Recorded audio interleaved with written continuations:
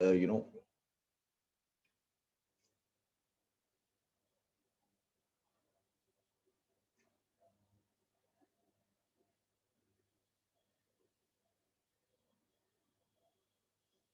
hi everyone. Siddharth, Ankit, Pragati, Rangoli, Mangapuri, Naval, Siddharth, everyone. Uh, uh,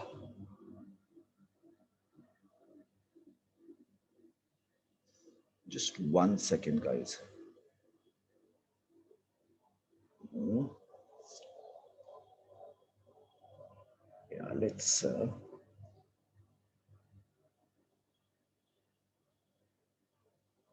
stop this thing then.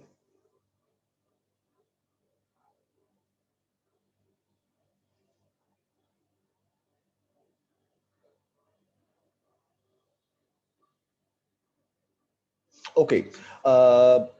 First few classes will take some, time here. Will take some time because I would be discussing a lot of terms, introducing concepts. So let's see how it goes. Let's see how it goes.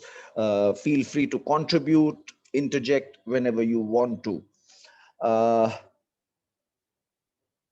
okay, we are going to focus. Now, the thing is, our entire history, if you see, our entire past is very fascinating, right?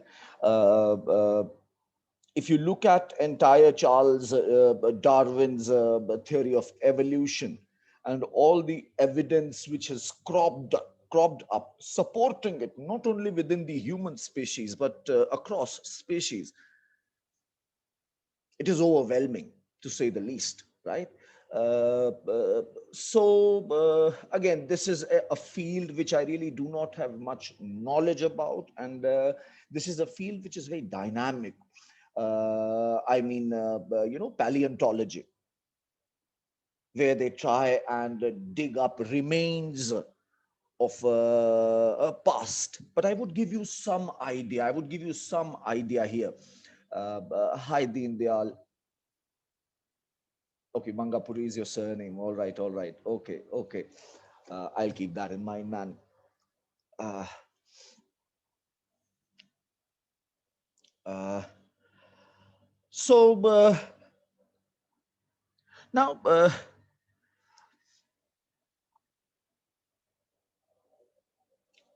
so if you look at it, right, we came out of the apes somewhere around the eastern Africa, the Great Rift Valley near Tanzania. That is where our entire journey seems to have begun, roughly 3 million years ago, right? Uh, Australopithecus. Australopithecus is the first guy, ape, who came down from the trees, and his body started developing certain changes, evolutionary changes. Gradually, he started using his thumbs better.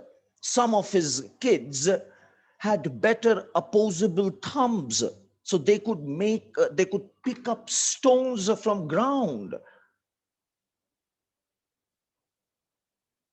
and shape them. That is when the earliest stone tools were made by Homo habilis,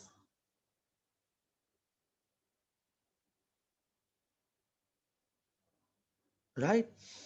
Uh, from then on, some of the kids of Homo habilis, some of these kids, these names, these species, right? Human and their associated species, they are called as hominids, right? Uh, to cut a very long story very short for our purpose here, right? Some of these guys, they start standing erect. They start standing erect. This gives them a lot of advantage.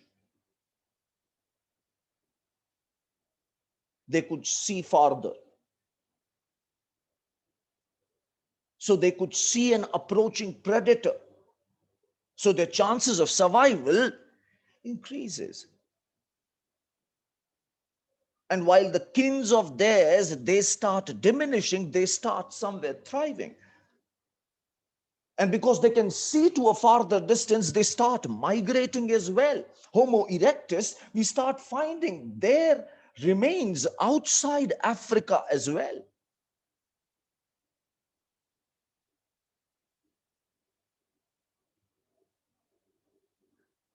There are a lot of other apes, the great apes who are called as, right? Such as orangutan, etc. They're also included into it. They're a subset of primates, right? Uh, and these orang, but the point is they all are known as their, the larger term is hominid, great apes and all their associated species. Hominin is a subset. In India, we find some hominid species. I mean, the remains, fossils of hominid species such as Ramapithecus, etc. But we do not find hominin fossils. We only find stone tools here.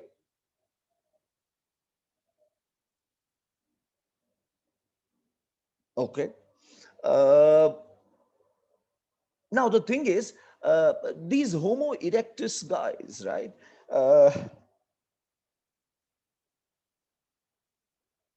Developments more take place. Uh, there are a lot of other biological changes take place within the body itself. One very fascinating aspect which I recently understood is that once we started standing erect, our pelvic area, our pelvic cavity in the females of our species, it became narrower.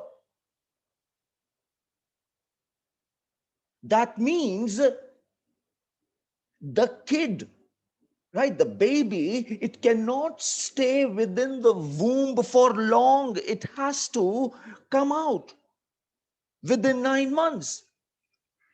Because after that, the baby will become too big and it cannot come out of that small a hole. What is the implication? The implication is that a baby, a human baby, which comes out at 9 months only, is absolutely susceptible. Unlike other species where the young ones, they become smart very quickly. Human babies, they need protection for several years, where the parents need to get invested with them. And this is where emotions and family, etc., emerged as an evolutionary tactic. Because that baby needed protection. Because we wanted our species to develop. So our emotions are a result of our survival instincts. Jealousy, that too. Very fascinating study if you start going into, that area. Uh, uh, but again, I will come back to what we are studying here, right? And so our entire history, if you see, right, it is divided somewhere in this manner. Uh, Paleolithic age, right? Or in fact, let me first put it this way. We call it the Stone Age, right? And then the Chalcolithic age, the Bronze Age, and the Iron Age. And then some people go on and add Industrial Revolution, Computer Age, etc., etc., etc. The point being, uh, the first stage, when we start digging as archaeologists, we stone age. I mean, stone age. That's the first thing that we encounter. within Stone Age. This is a massive amount of time that we are talking about here. It is further divided into Paleolithic. Paleo means old. So old Stone Age. Then you have Mesolithic stage. Meso means middle. And finally, you have a Neolithic age. The new lith means stone. So Neolithic will mean new Stone Age. Paleolithic, Mesolithic, and Neolithic stone tools. That's what you get.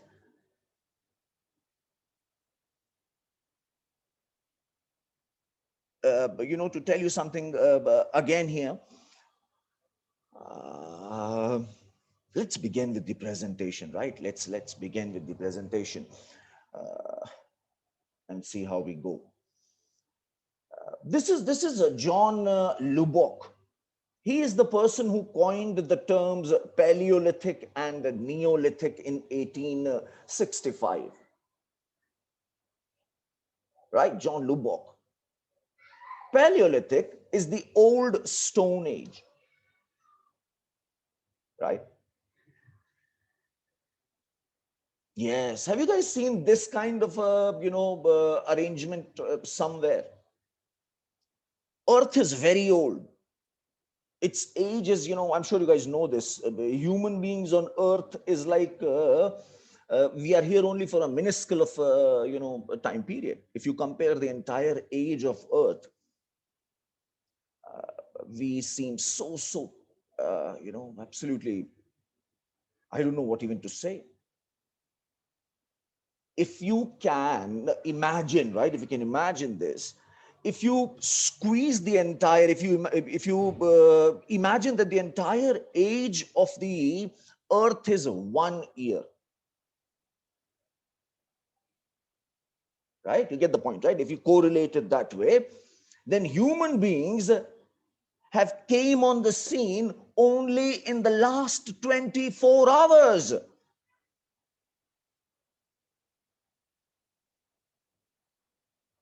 Right? If you do it like that, oh yeah, Vachaspati, I think you're correct. Last 6 minutes. Last 6 minutes, yeah, I think I saw that wonderful series. Yeah, last 6 minutes. Can you believe it? Can you believe it?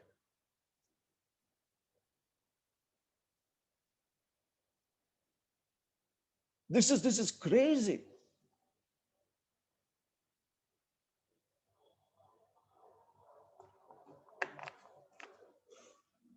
The more you think about it, the less sure you feel about everything else around you.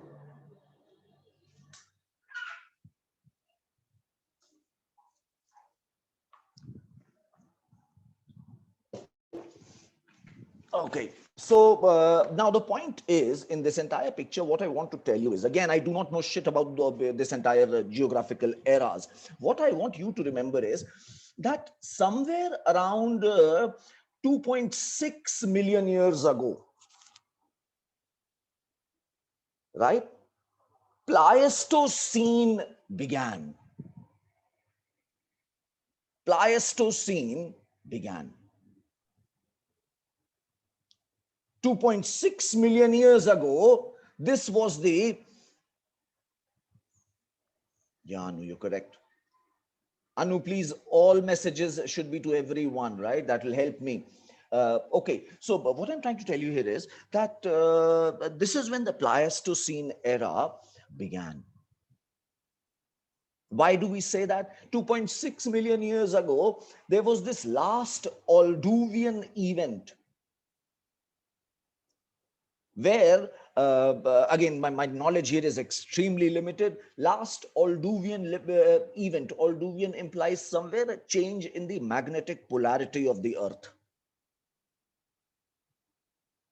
So 2.6 million years ago, our North Pole and South Pole, they acquired the current position which is present now.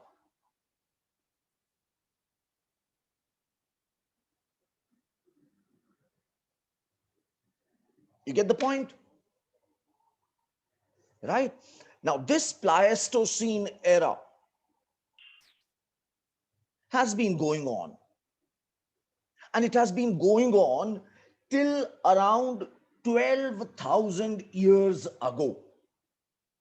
Throughout the Pleistocene, there were several ice ages where most of the latitude of the Earth's surface was covered with thousands of feet of ice. In fact, during the Pleistocene era, the entire Kashmir Valley itself was a lake. So the atmosphere back then was very, very different from what we witness now. And around 12,000 years ago, something happened. What happened? The last ice age ended.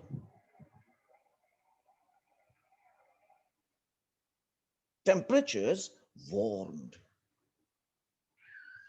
Rivers start flowing. Glaciers start melting. Flora and fauna thrive. Small games are available. Small animals are available like rabbits, etc. During Ice Age, everybody was huge. Mammoths.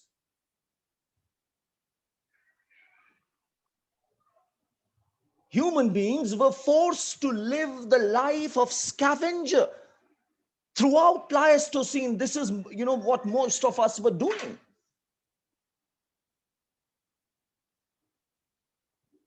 We were eating the waste of other carnivores and staying in caves.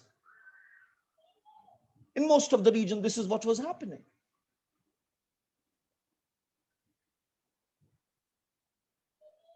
There were several ice ages, and then, during a lot of time, there was also when temperatures increased, but then there was also once more an ice age. So a lot of people say that maybe soon we will witness one more ice age. Possible na bhai? Who says that this was last ice age? This is the last ice age as far as we know. There could be another one.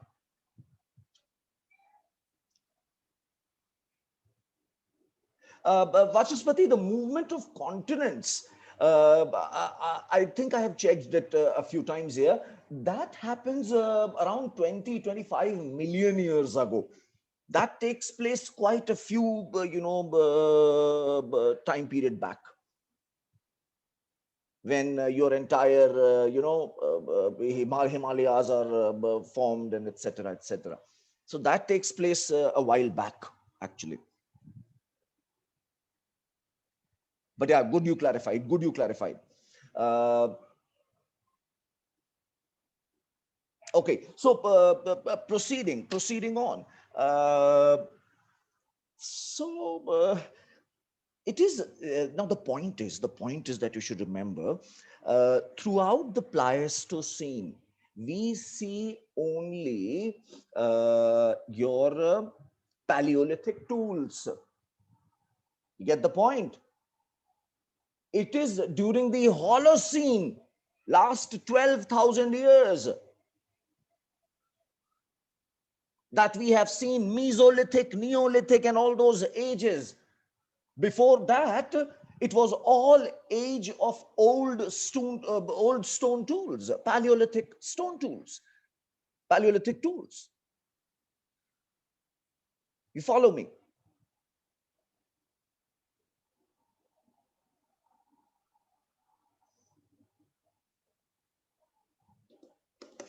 A couple of years back, they have further divided Holocene into these sub-regions. I mean, into these sub-time zones, right? I would request you to go and read something on it. Will that be okay? Can you do that? Why I'm asking you to do it? Because, Meghalaya, you notice this Meghalayan age. this has also come into their nomenclature because of certain discoveries. They studied at this cave, they studied the stalactites and I don't remember the exact word, but you see those, limestone formations in the caves. So they studied those in Meghalaya. And on the basis of that, they were able to find out that Holocene itself has seen certain patterns in temperature. And they managed to make some kind of a classification, and Meghalayan age was also provided there. Right, so just go and read something on it. And yes, when we read, Harappan age, then I will make a reference to it once more.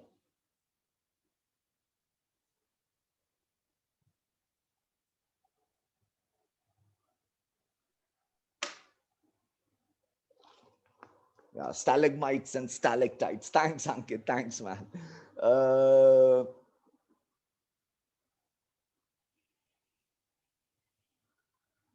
देखो बेटे, science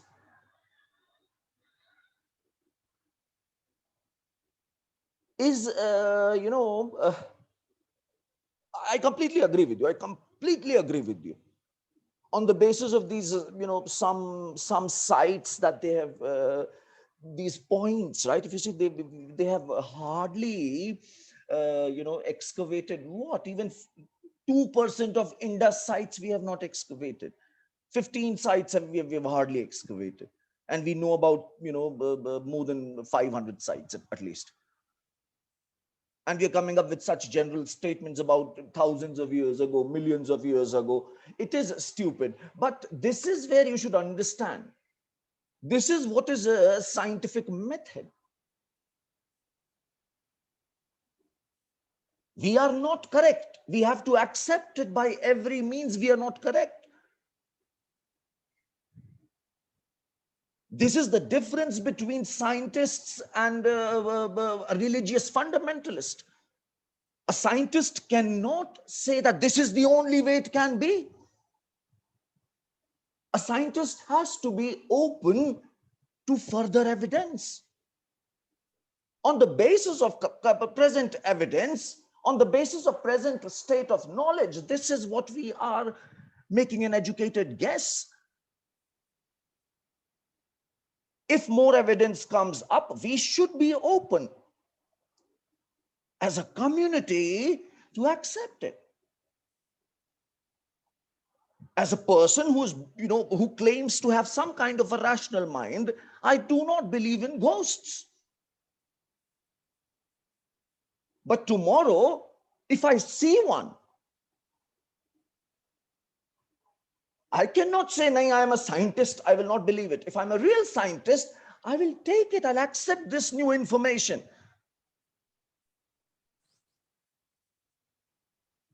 Yeah, so I agree with you, but again, this is best we have got. And remember, beta एक बात ध्यान रखो, इंसान की बड़ी एक important urge है ये. This is a very important urge for us to try and see how we have reached here.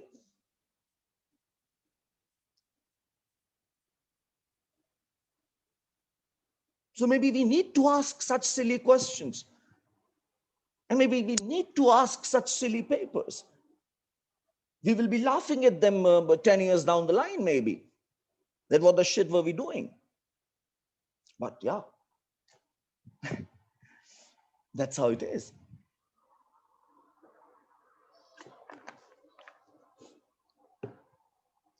Einstein, he refuted most of the things about Newton. But that doesn't make Newton any less of a scientist. I'm sure you would agree. Paleolithic cultures exist in India even today. This, I think, is the biggest, what should I call it, testimony to our to the diversity of this country, man. We have not only some great metropolitan cities, but we also have Paleolithic, old Stone Age cultures existing with us within this wonderful country. I am talking about the North Sentinelese people from the Andaman group of islands. They are known as North Sentinelese. This is a North Sentinel island. Let me show you. This is the one. North Sentinel Island in the Andaman group of islands. These are the Nicobar group of islands. They are in news. They are pretty much always in news. Lakshadweep is also in news, isn't it? Yeah, Lakshadweep is also in news. So now, can you think about it for a while? Uh, uh, this is where in 2018, this fellow, John Allen Chow, he was a Christian missionary. He had tried to approach this North Sentinel Island for preaching Christianity. They killed him. They absolutely killed him. And the government of India has declared it a protected zone, and they do not want people to mess with this region. And these guys, they're very particular about their privacy. They do not like any kind of interaction. Interesting set of people. Interesting set of people. If you have any friends in North Sentinel, uh, yeah, great people, I'm sure.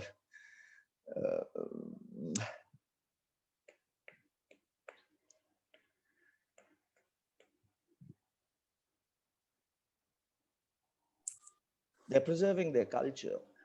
That brings me to a larger question for all of us. What is happening in Lakshadweep? What is your first reaction to it? What is your first reaction to it? Of course, we do not have complete information, but what is your first reaction? Because you guys are educated people. You guys are one of the best minds of the country. You know your shit. So I'm sure you must have some opinion here. Anybody wants to say something? I would welcome to, unmute yourself and speak up. Yeah, you can unmute yourself and speak up. That'll be great. You don't like that regulation. Okay, okay.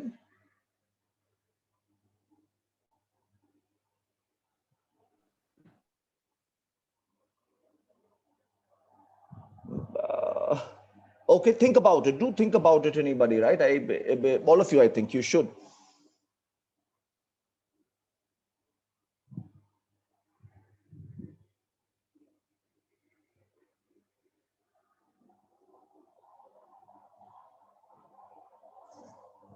Hmm.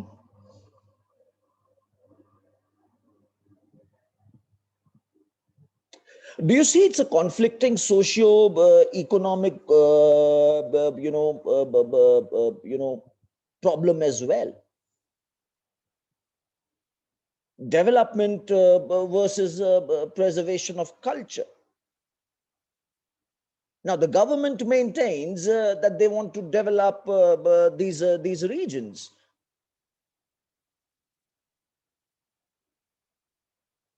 Yeah, yeah.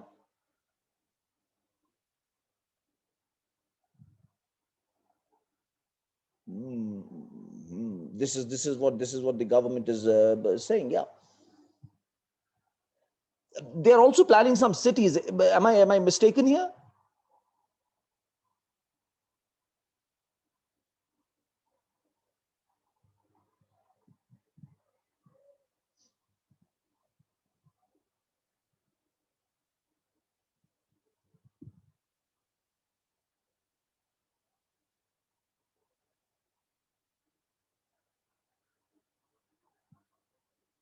Probably I am then. Okay, okay, okay.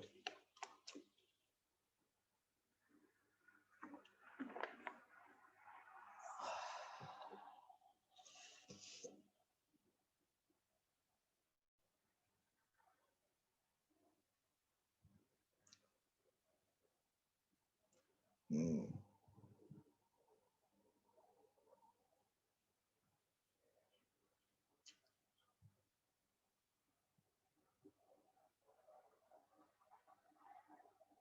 I think, you know what, this is not a problem. This is not a problem. This is a symptom. These are symptoms. This is not a problem at all. This is a symptom of the deeper malaise. And the deeper malaise, which is plaguing South Asia big time, is the hostility between Hindus and Muslims. That's the biggest malaise that we are facing. The hostility that is there between India and Pakistan, massive. And right from partition, right from the time of partition, that hostility has always had implication for Muslims, those who are living in India.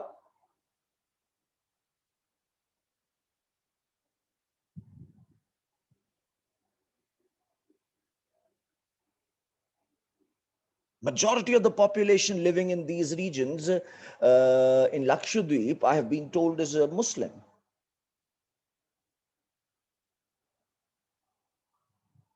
Right? And if some elements of them are under the influence of that kind of an ideology, the Islamic extremism, then the current government is absolutely, you know it as well as I am, this current government is prone to act on it, because they are also under the dominance of that fundamentalist Hindu ideology. So it is that thing which is happening. There's complete lack of trust, man. And unless we two idiots of the countries, we sit down and start talking, trust me, we are not going to make any shit of a difference. And the day we start talking, most of these problems, I believe, can vanish. If we can just say that, yes, that through dialogue we can sort it out. And I think the new generation which is coming up, you guys do not have any baggage of history as such. You can take objective, stand on such issues, and you will be holding position of power. You will not have baggages of history.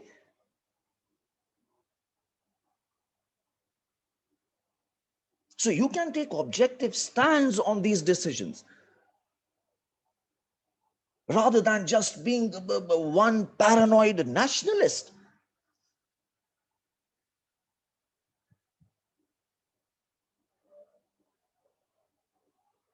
Which most of sadly our country is turning into, if you look at it. I mean, again, this is my pessimist view. This is my pessimist view. I am at times very pessimist. So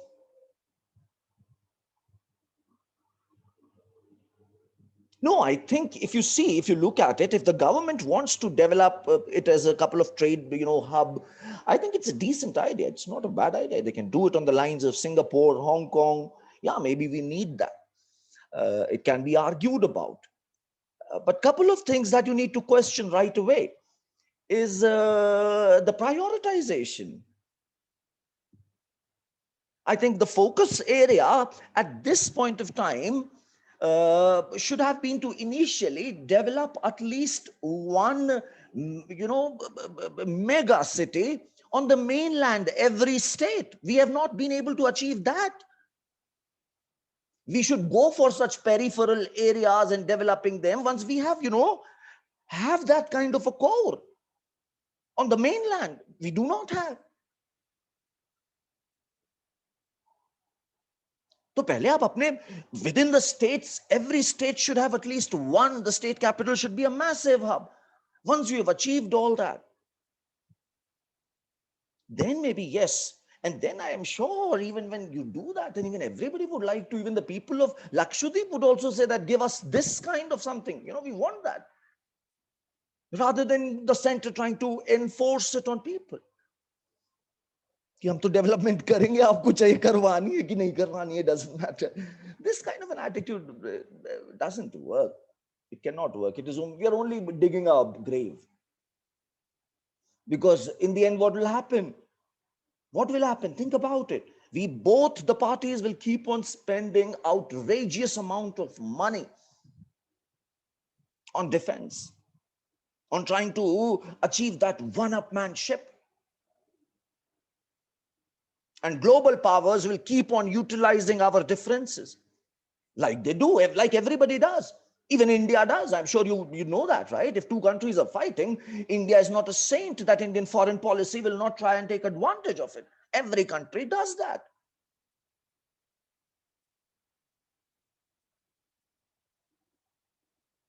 We have to put our house in order, man. We have to put our house in order. This is Robert Bruce Foote, right? He's considered as father of Indian prehistory.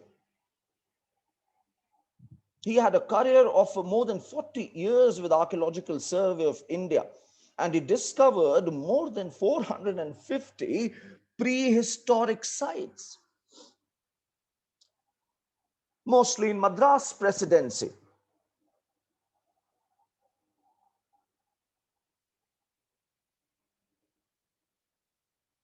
I'm so sorry. I'm so sorry. I'm really, really sorry. He worked with the GSI, not ASI. I'm so sorry. GSI, Geological Survey of India.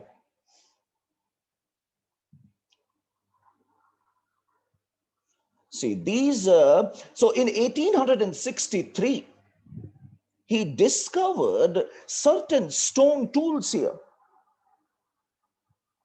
Certain stone tools here. These were the first Paleolithic tools found on the subcontinent. Before I proceed, I think I should tell you a couple of terms here and a couple of differentiation here.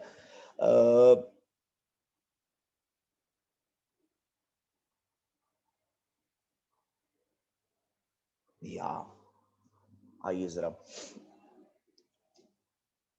So Paleolithic, as I was telling you, Paleolithic goes on for massive amount of time period. I mean, Mesolithic and Neolithic are only for last 12,000 years. So for most of our history, we have been using Paleolithic tools. So we need to further subdivide them. Paleolithic tools are further subdivided, right? They're called as Lower Paleolithic, Middle Paleolithic, and Upper Paleolithic. These are simply rough timelines. Please remember, these timelines are not fixed region to region. They differ massively across the globe and across India. But roughly, you can say that the Paleolithic and Pleistocene is overlapping.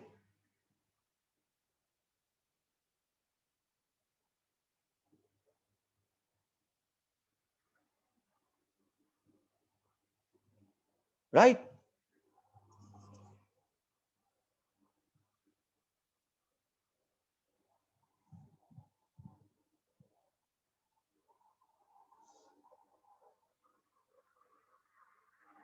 Okay. So the simplest of stone tools that we find, are called as Lower Paleolithic tools. They're called as Lower Paleolithic tools. They are core-based tools. What do I mean? I mean to say that in these kind of lower Paleolithic tools, the stone's core is pretty much intact. For example, let's say two stones of pretty much equal size will be taken and they will be banged together. Some portions of it will be chipped, The rest, the core will be intact and they will use it. Right? These are called as lower, Paleolithic tools. After that, the next innovation comes in. Here, instead of core tools, in addition to core tools, we also start seeing flake tools. What are flake tools? You remember I told you that they used to simply strike stones. And I told you that certain chips would fall away. So they realized that even the chips which are falling away, we can use them, the flakes that are falling away. We can utilize them.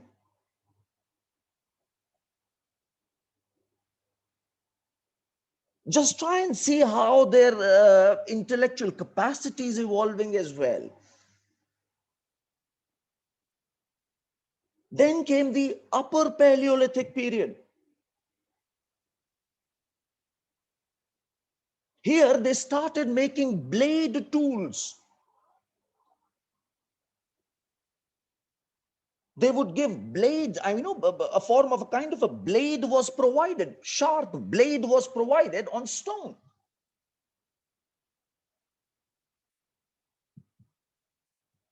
And burin, a pen kind of a structure with a sharp needle kind of an end, using which they can carve on the walls. It is during the upper Paleolithic time when human beings for the first time started expressing themselves through paintings and petroglyphs.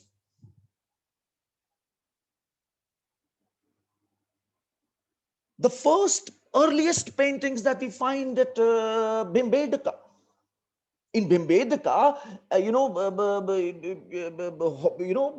humans have been living there for long, since lower Paleolithic. From upper Paleolithic, they started painting. Right? Throughout this period, do you see this is Pleistocene as well, where repeated cycles of ice ages is occurring.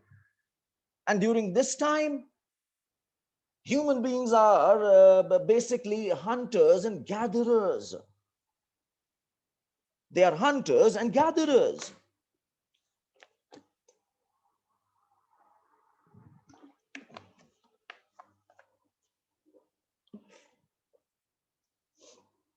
After that, the ice age ends.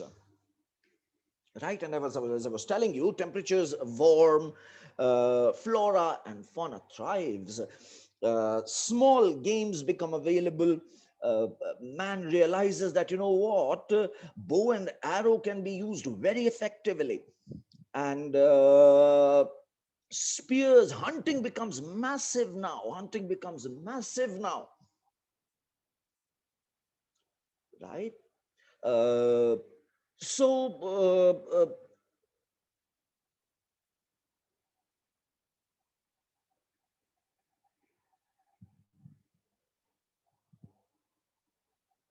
during this time, we find microliths specific. Of course, the old tools continue, but a distinct type of tools also appear because of the climate change and all. Right? We notice microliths. These are 1 to 8 millimeters small stone tools to be used dipped in poison and tied to arrowheads or spearheads for effective target of the animals. During this time, Mesolithic period, hunting, gathering, fishing, and certain examples of animal domestication also starts emerging.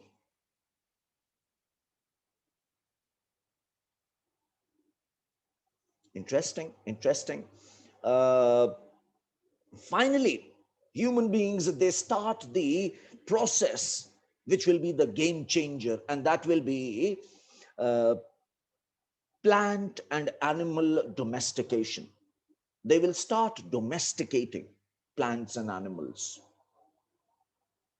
They will start picking and choosing which species to plant and which species to mate and which to reject. That is known as the process of domestication. Right? So the process of domestication will begin. And now you will start finding all your, grounding tools, right? Grounding tools. समझ गए ना पीसने के लिए और querns and mullers मिलने लगेंगे आपको. Right, we'll start getting all these interesting finds. Gradually, handmade pottery will also emerge. So this is how the larger story is, right?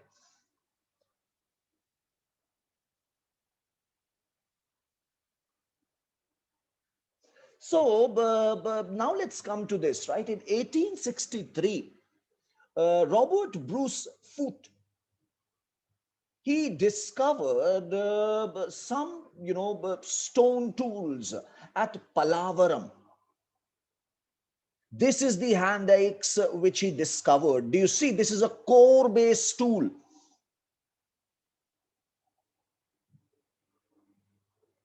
Hand axe कहते हैं इस टाइप के शेप को.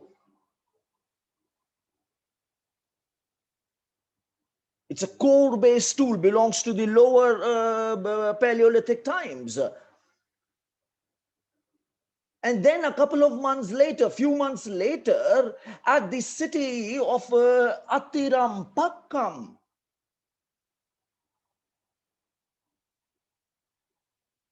Palavaram is in South Chennai, right? Palavaram is in Chennai, and Atirampakkam is around 64 kilometers northwest of Madras, near Pundi, Thiruvallur.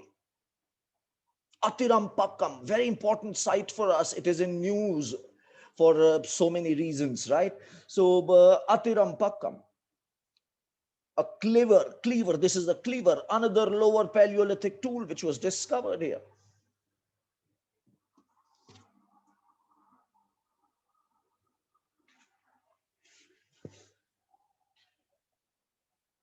This is Chennai.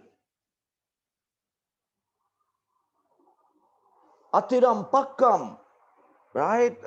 After Robert Bruce Foote identified this set of tools, repeated set of investigations took place here. And recently a couple of articles were printed in leading newspapers, which said that Atirampakkam now has 1.5 million year old stone tools. It has claim to 1.5 million year old tools. Lower Paleolithic, they have been dated. This is the river basin which is associated with it is Kortaliar. Right, so Atirampakkam was on the bank of this river.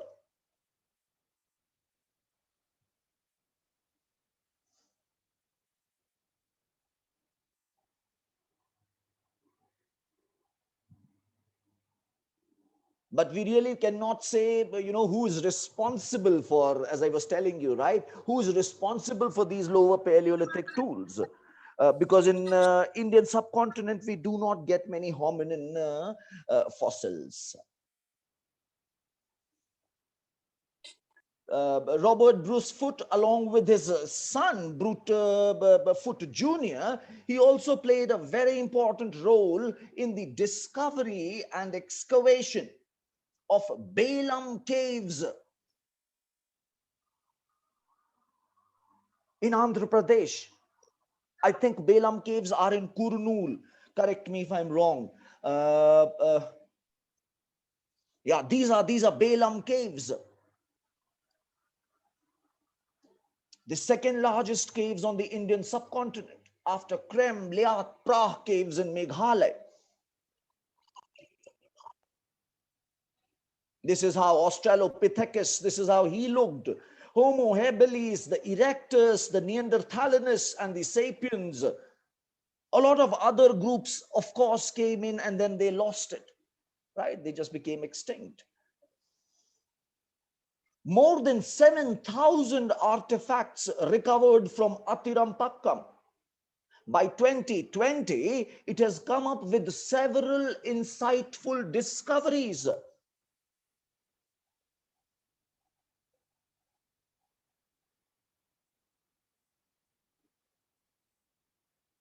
This is really fascinating. This is really fascinating.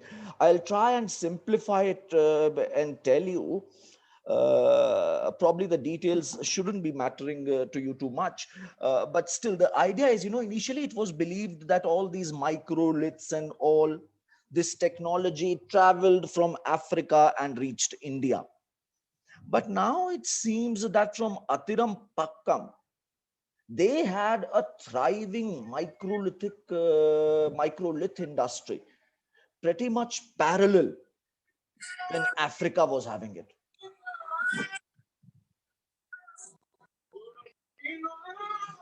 मैं गलत बोल रहा हूँ यार, मैं कभी-कभी ज़्यादा sorry, I'm so sorry. I should not be using the word microlithic. मैं माफी चाहूँगा. Sorry. Let me correct myself. I'm so sorry. नहीं बच्चे, मैंने ये नहीं बोला. I did not say that. I didn't say that. Let me repeat my last line. A lot of people argue that these stone technology, the flake-based middle Paleolithic cultural phase, right? This came to India from Africa, the technology. But the dating here at Atirampakkam has given us tools right from 1.5 million years old. They have also given us certain middle Paleolithic tools. 3,85,000 years old.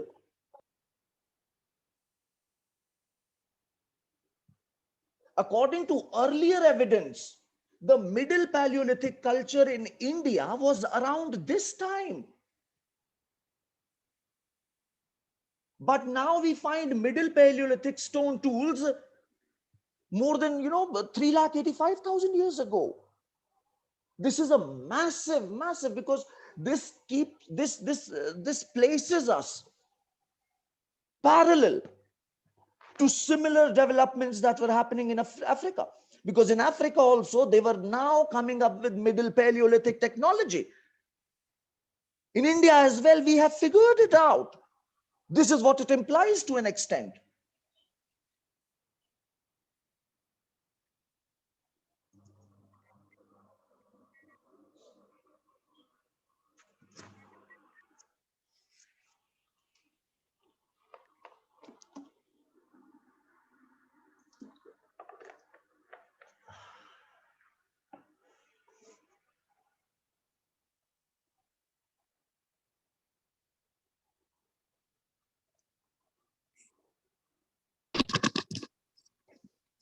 Vachuspati, I hope I did not confuse you about anything, did I?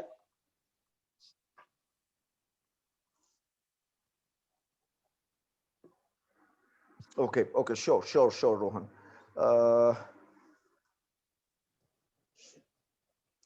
Okay, देखो, ऐसे समझो, अभी तक, right, ऐसा माना जाता था कि मिडिल पेलियोलिथिक इंडिया में 1,25,000 साल पहले आया था. बट अभी कुछ, अच्छा, मिडिल पेलियोलिथिक मतलब फ्लेक बेस्ड टूल्स. अतिरमपक्कम पे हम लोगों को कुछ ऐसे टूल्स मिडिल पेलियोलिथिक के मिले हैं टाइप, जो 3,85,000 पुराने हैं. इसी टाइम पर अफ्रीका में ये टेक्नोलॉजी इवॉल्व हो रही थी. अब इंप्लीकेशन आप खुद निकाल लीजिए.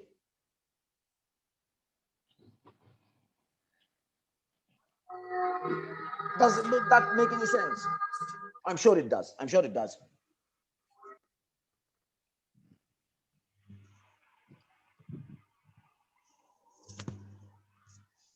Okay, thank you so much, guys. I love you people. I love you people. Uh,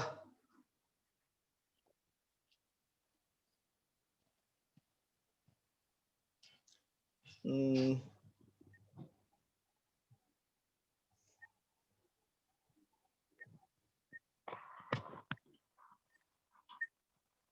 so they knew about the technology. Aditya, is that confusing in any which way? I mean, we will talk about it, Anu. Don't worry, beta. फिर तुम direct message कर रही, बहु मारूंगा मैं तुमको, आगे निकल के मारूंगा इंटरनेट से. It already exists in India. That, I mean, what are you driving at?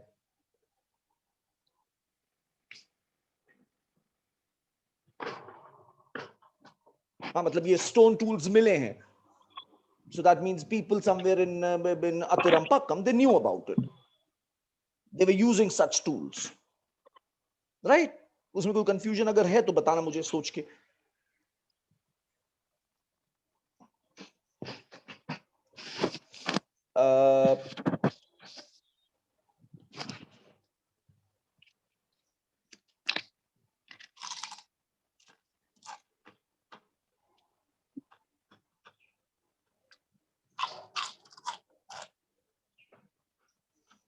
Okay. Huh. The Paleolithic man, the Paleolithic, it's a man नहीं बोला जाएगा. चलो ठीक है. Yeah, I think somebody's mic is on too. You're correct. Let me check. Spandan, I'll mute you. Don't worry. Okay. So moving on from Atirampakkam, right? Atirampakkam is a one massive site that you should keep in mind, right? And so is Palavaram. In prelims, they can often frame a question around it. So the Paleolithic humans are also known as quartzite humans. Why so? Because most of their core-based tools are made of quartz, right? Let's look at some of these tools. Let's look at some photographs to better understand how they operate. This is a hand axe. Notice the pear shape. It is a core-based tool, also known as a biface. It's made so that it is easier to hold. This is called as a cleaver. This is called as a cleaver.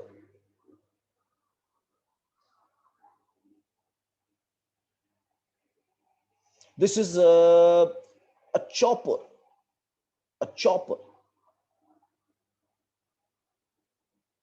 See how this one face has been sharpened.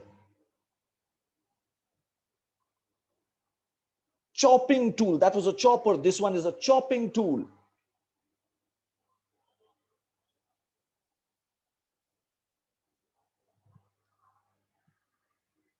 This is a chopping tool. See, chopping tool. They see the marks. It has the edge. It has. These are flake based tools. These are, अच्छा देखो एक बात और समझना बच्चे, छोड़ो जाने दो. This is a middle Paleolithic, right? This is a middle Paleolithic. Middle Paleolithic. Confuse mat hona middle Paleolithic or Mesolithic. At times you can, right? But please keep reminding yourself. So this is middle Paleolithic. Here flake based, core based, nahi, flake based tools, are quite common. One technology we often notice is called as a levallois. Notice this stone. Notice this. This is called as a levallois technology. Here they are trying to take out triangles out in some way. Right? So they are trying to chip it in specific shapes so that these flakes can be put to specific purpose. This technique is called as levallois beta. This technique is called as levallois. The photograph which I just showed you, the technique which is used to make this, to chip these stone flakes, right? You don't need to thank me again and again, beta. और दूसरी बात सुनो, okay चलो fair, आगे बढ़ रहे हैं.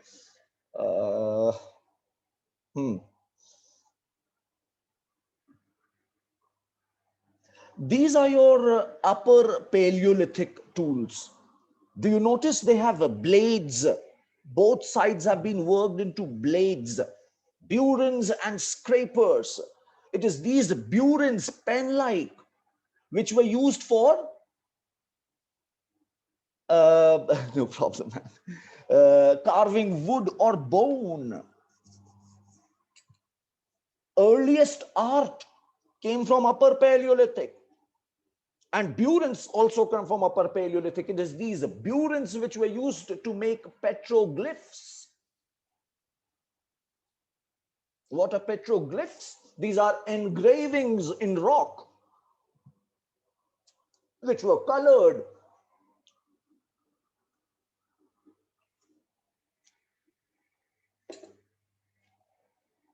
And colors came from various minerals, naturally occurring minerals.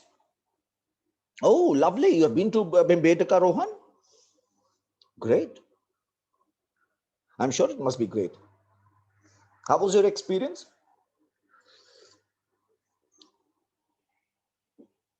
It was good.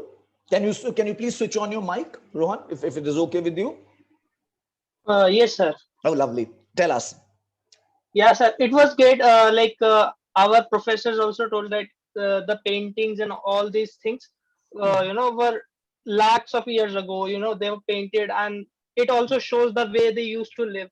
I have some pictures also, if you would allow me to screen share the. Lovely. Can you do that? Yeah. Please be my guest, man. How much time will it take? Not much, I guess. Yeah, just 2 minutes, sir. Oh, great. We'll wait. Yeah, because I'm also on laptop, sir. Oh, great. Just give me 2 seconds, sir. Sure.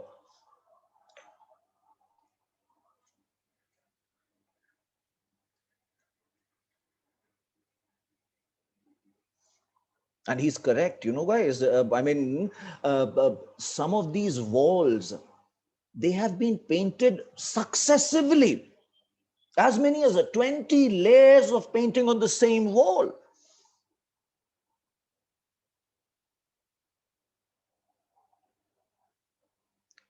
So they are some very intriguing. UNESCO World Heritage Site, of course, Bhimbetka, Raisen district in Madhya Pradesh.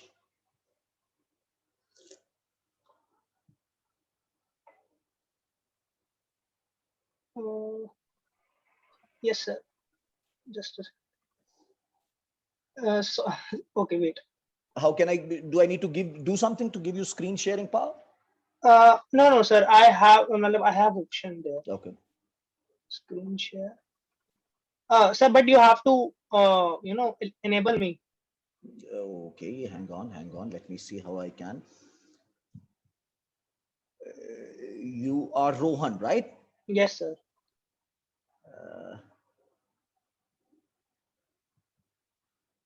Allow to start video. Ask to start video, right? No, allow to record.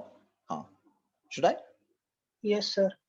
But sir, when I'm clicking on share screen, it is written that host disabled participants screen sharing. Okay. Then probably I doubt you can. Go to security setting and allow to share the screen. अच्छा ऐसा भी कुछ होता है? Maybe, sir.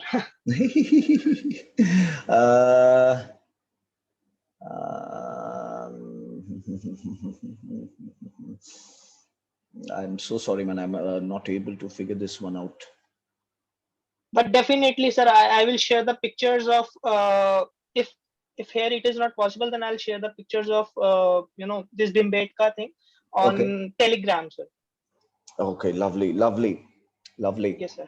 We'll figure out something. We'll figure out something. I'm sure we'll figure out something. Don't worry. Yes, sir. Thanks, man. And sorry. No, sir. Take care. So as I was saying, yeah, sorry, Aryavuni, I guess my bad. I was not able to figure out.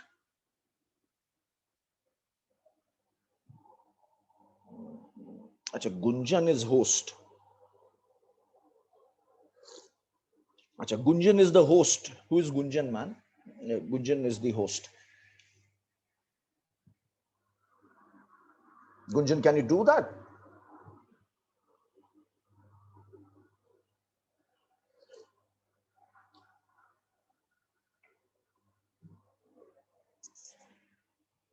Gunjan? Who's Gunjan? Acha, Gunjan, all right. चलो ठीक है एक काम करते हैं we will figure out other way. I'll see what can be done. Let's proceed. Okay, let's proceed.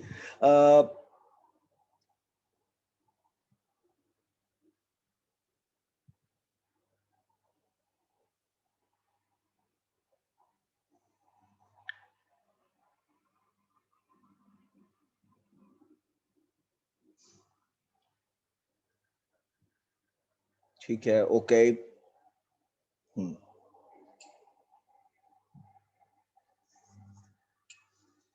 In Yadgir district, right, there's this place called as Shorapur as well. चलो बात करेंगे.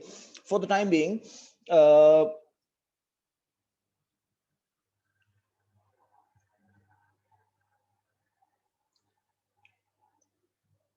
in Yadgir district is the place which is called as Hunasgi. It also gives us assemblage, a lot of Paleolithic tools.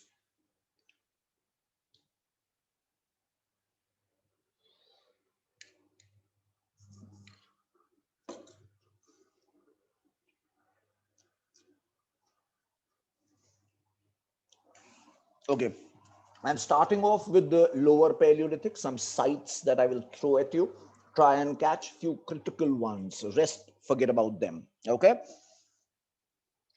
So lower Paleolithic, remember lower Paleolithic is the starting stage. Okay.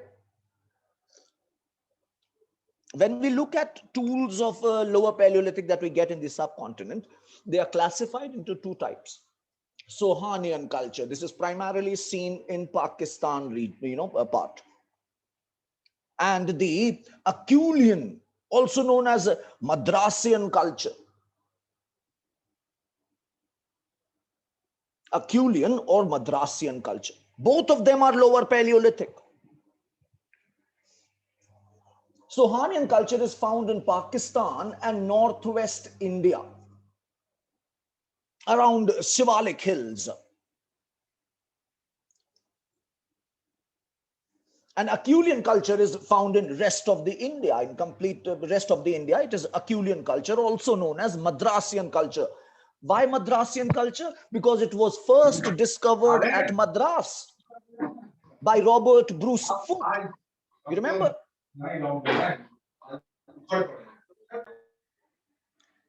By Robert Bruce Foote.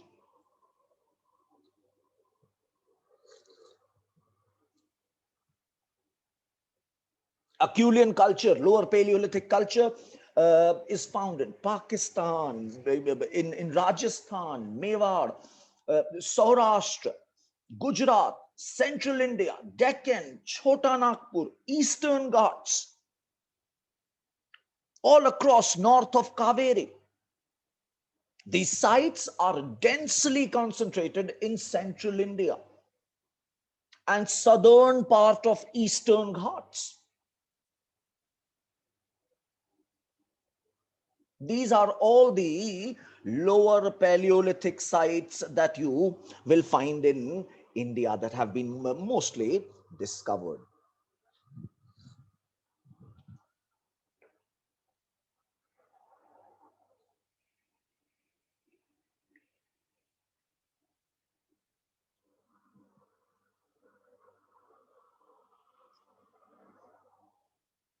Important ones.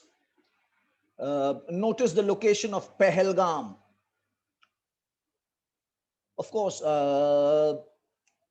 Didwana in Rajasthan.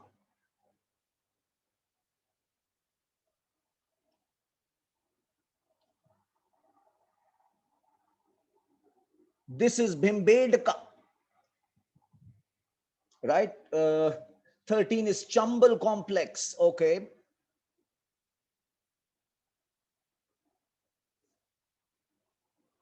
This is important for us. Questions are expected from this side here. Belan River complex. Where is Belan? Belan is 20, number 20. This is Belan River. This is Mirzapur, Allahabad, Siddhi, Madhya Pradesh. This region, right? It's a small tributary to Son, and it has given us massive evidence of occupation. और देखते हैं भाई, Adamgarh Hills. This is in Hoshangabad, right next to Narmada. Right next to Narmada, 27 number. Okay. Chirki Nevasa. This will be important later, probably. This is Kurnool. Kurnool is where I told you Balaam caves are.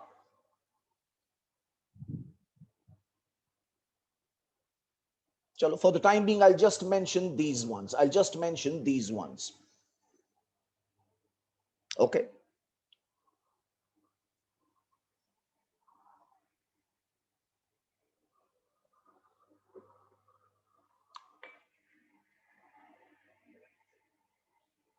During Middle Paleolithic, making a transition to Middle Paleolithic, talking about Middle Paleolithic a bit, the tools become smaller, thinner, and lighter. We, of course, quartzite is still being used, right? Quartzite is still being used, but other rocks are also now being experimented with. Chert and jasper, along with quartz and basalt, they are also used. If you compare with Lower Paleolithic, there are fewer sites for Middle Paleolithic. In Lower Paleolithic, there were many sites, but during the Middle Paleolithic, there is lesser, frequency of sites. Why? Because during this time, the temperatures were really high. I mean, really low. This was the period of Upper Pleistocene, so the ice age must have been huge.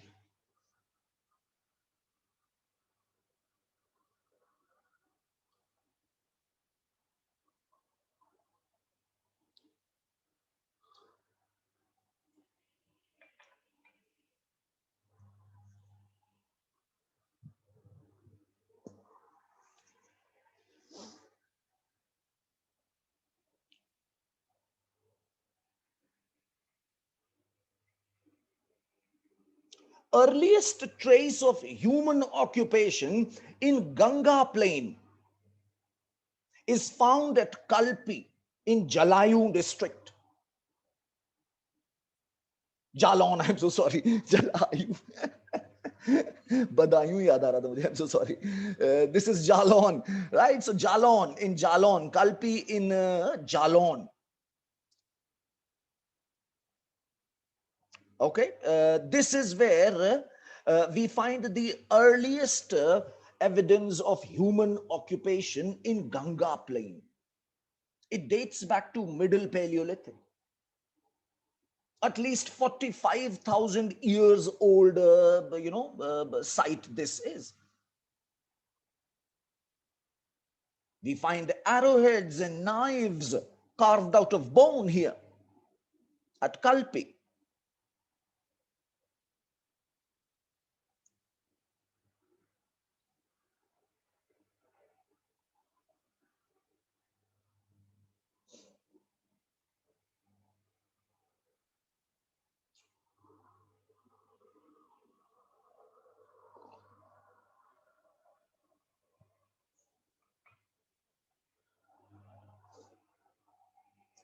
Okay, let's have a look at Belan River Valley for the first time.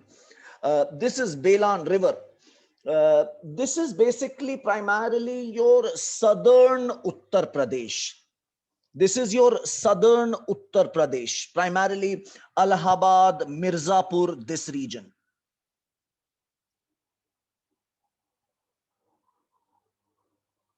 Right? The Kaimur range, they are the easternmost extension of Vindhyan ranges. And they reach all the way, if you see Kaimur ranges, they reach all the way pretty much, they touch, skirt Prayagraj.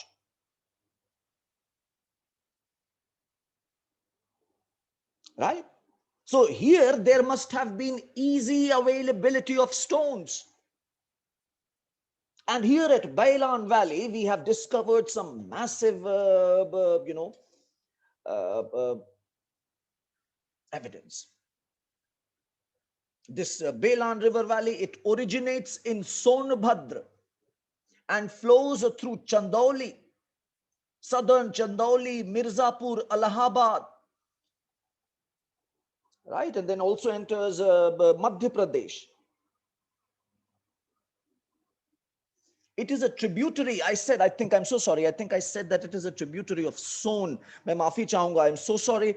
I will probably make these stupid mistakes throughout, but I'll also keep trying and correcting it as well. Right? कुछ factual mistake होंगी मेरी तरफ से, understanding की भी mistake होती हैं. I would apologize. If you notice any, please point it out. Right? So Belan is a tributary of a river which is called as Tons or Tamas. And later, of course, it goes and joins Ganga. This is Yamuna.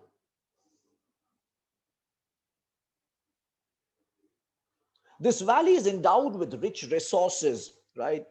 All kinds of good things. Yeah, I mean, the water supply is good, the stone quality is good.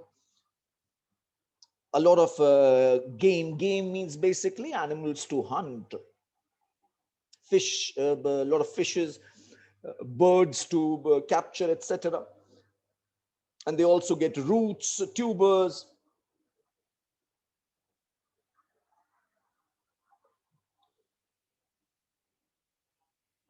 And Belan Valley provides evidence of lower, middle, upper, neo, सब जगह का वो evidence हमें दे रहा है. Very interesting place to be. This is the oldest controlled usage of fire in the subcontinent. See, Belan Valley. We have discovered the earliest evidence of usage of controlled fire on the subcontinent. The oldest usage recorded is 1.6 million years ago from Kenya. At Belan Valley, the earliest available evidence of India stands at around 55,000 years ago. During middle Paleolithic. याद रखो एक roughly अगर कुछ बोलें तो upper Paleolithic roughly begins 40,000 years ago. This is where the parallel blades, burins, etc. started coming in the paintings, etc.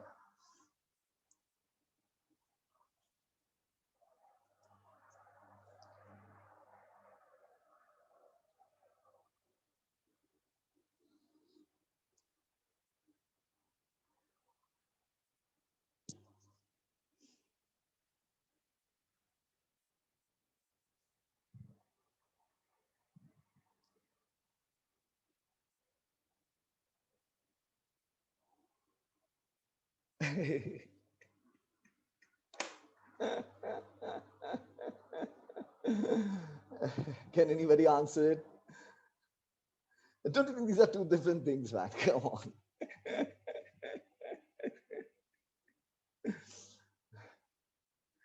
But I think they are still underdeveloped because they're cool people, probably.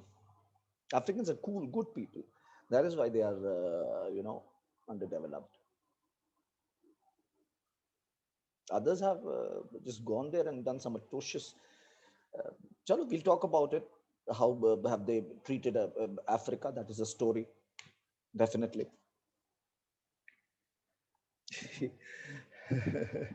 We'll talk about Africa. Trust me, you would love the topic. So lots of sites during the Middle Paleolithic, lots of sites around Budha Pushkar Lake, belonging to Middle Paleolithic onwards. The Middle Paleolithic times, during the Middle Paleolithic times, Thar region, Rajasthan region, it had wetter climate. It's vegetation.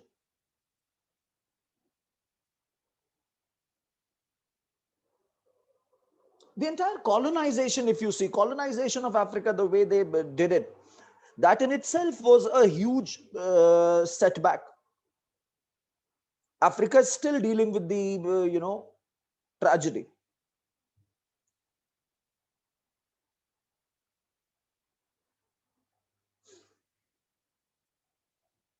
Sad state. Uh, so a lot of sites, right, from Middle Paleolithic we get from Budha Pushkar Lake. This is a Budha Pushkar Lake. Uh,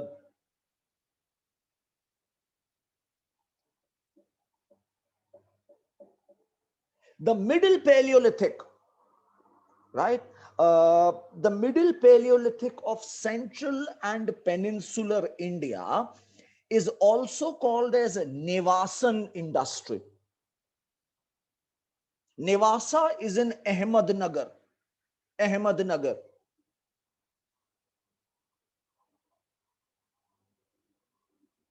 It is called as Nevasan industry, right? And we also have another site in Kolhapur, which is called as Patne,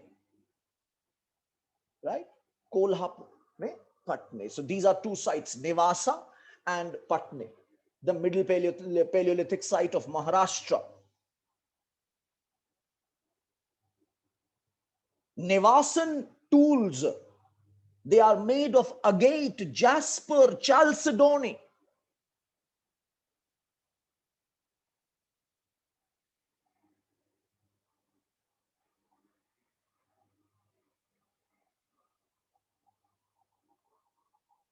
Upper Paleolithic.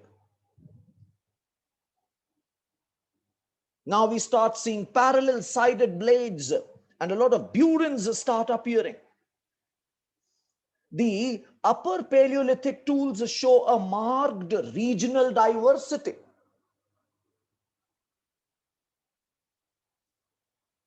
The techniques get refined, and there's regional standardization as well. Presence of bored stones, stones in which holes have been bored, drilled.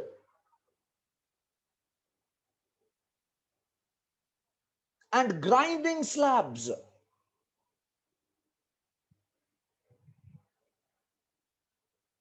During the Upper Paleolithic period, the climate of northern and western India,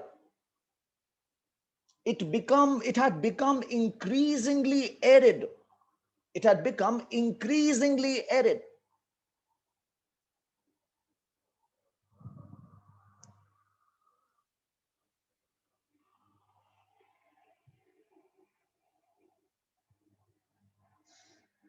Akshita, can you please make that message to everyone?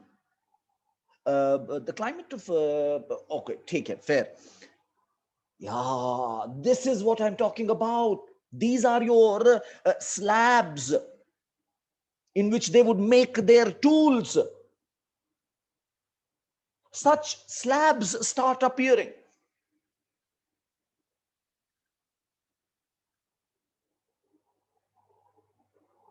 Why, beta? Just because they have evidence of Middle Paleolithic. So, Aravallis, I think, are the oldest of the mountains, isn't it? So, why do you question it just because they have Middle Paleolithic period? I mean, And by the way, I said that on the foothills of Aravallis, there is evidence of, Middle Paleolithic, but I'm not following the chain of your thought.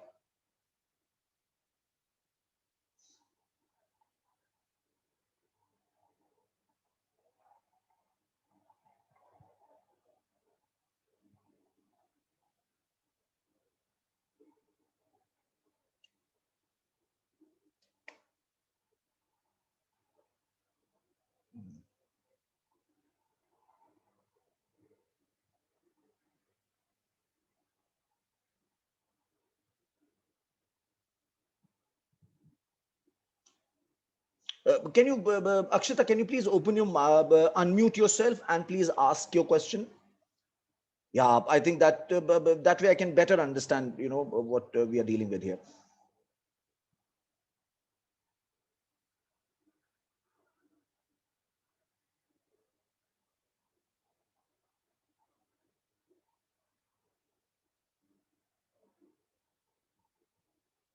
Okay, all right, all right, all right, all right. Uh, can you frame your question once more?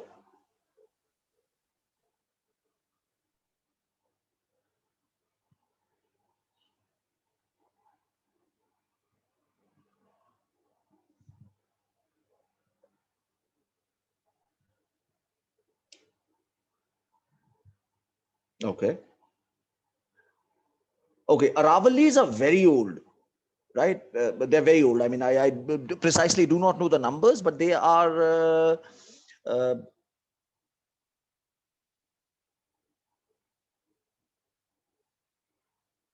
hmm,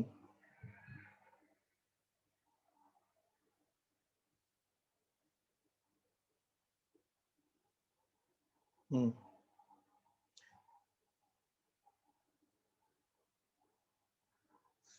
So they are the oldest. In that sense, we should have even more chance of getting, some kind of clues from them. And they're very old. They're very old. Yes, I think you have absolutely been correct. Yeah.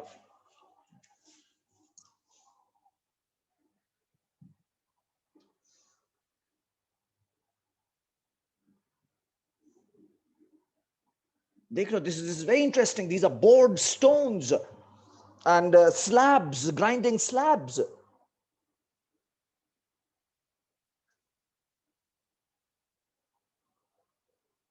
It is during the upper Paleolithic that we start noticing anatomically modern human beings. This is where anatomically modern human beings, they supersede all the other species.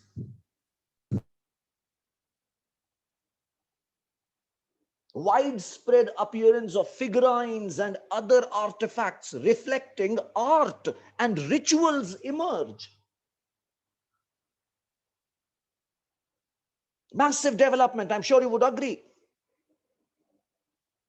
New range of bone tools, including needles, fishing tools, harpoons, blades, burins, they start coming in.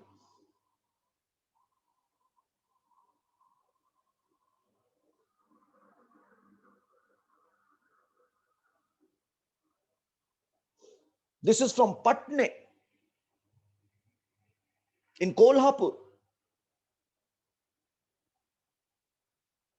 right? I told you that this entire region was very arid land at this point of time. At over 40 sites in Rajasthan, MP, and Maharashtra of Western India, we have found ostrich eggshells where certain drawings and patterns have been made. They have been dated at least to 25,000 years ago. Nahi bacha. Civilization necessarily, the way we define it, it will involve writing, modern, long distance trade, and those kind of urbanization. Those elements, the way we understand it, that should happen.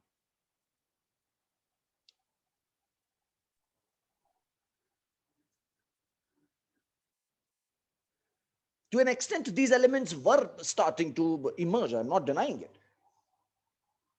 But that process will take some time, We will talk about it. Hopefully, I will be able to give you some more clarity there.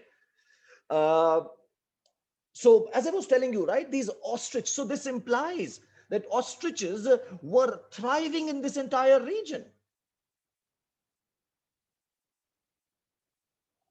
Interesting, isn't it? These are ostrich eggshells where these patterns have been drawn.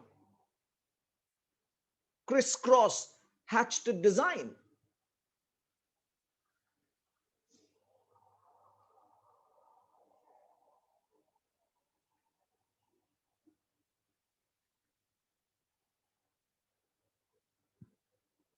So this was a period of rising aridity, Upper Paleolithic. As Pleistocene was about to end, southwest monsoon was becoming weak. How ostrich found in India?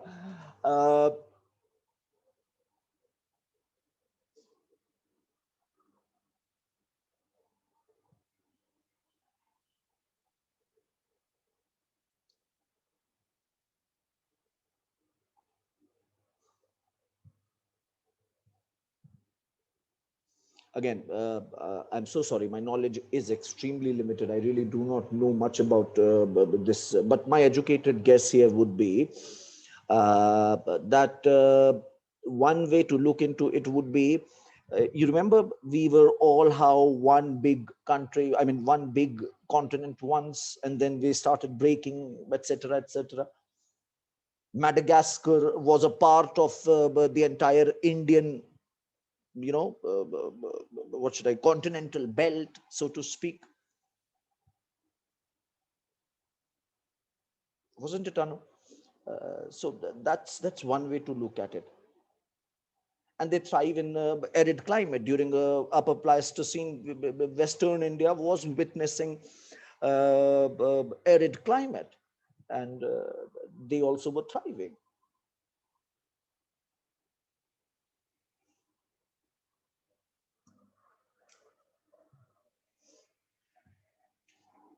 Uh,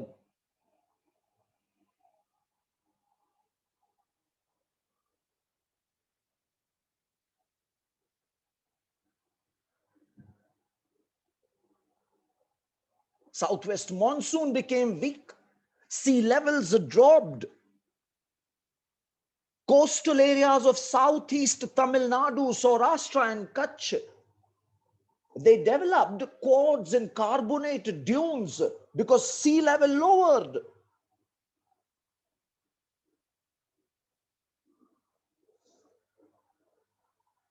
The human population faced restricted food resources, and this is why we find very few Upper Paleolithic sites in the arid and semi-arid areas.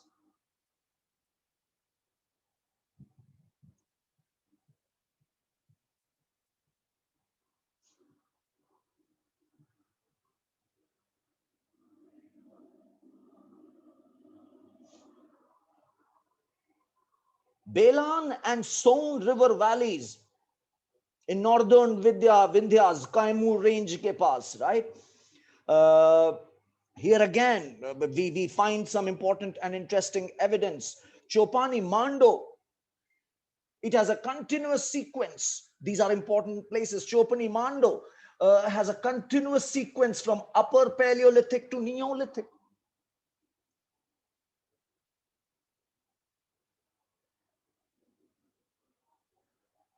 Animal bones found are that of wild cattle, sheep, and goats.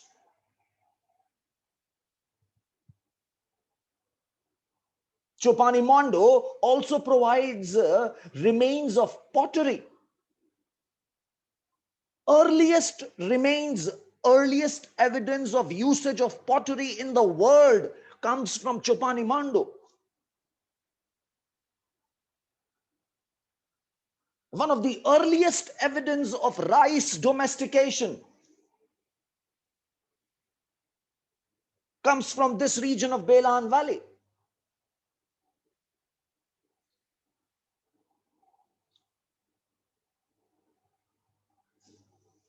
This is Siddhi district. Here lies an upper Paleolithic site, Baghor.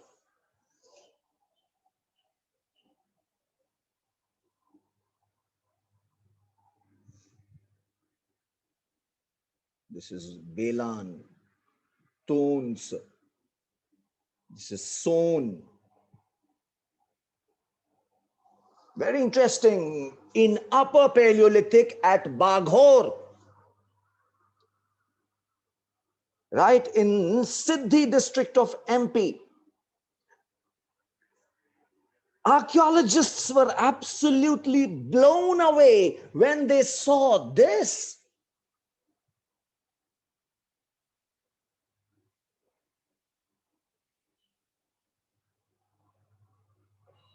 Look closely, guys. Notice the center triangular piece. It has so many concentric triangles drawn. Can you notice it?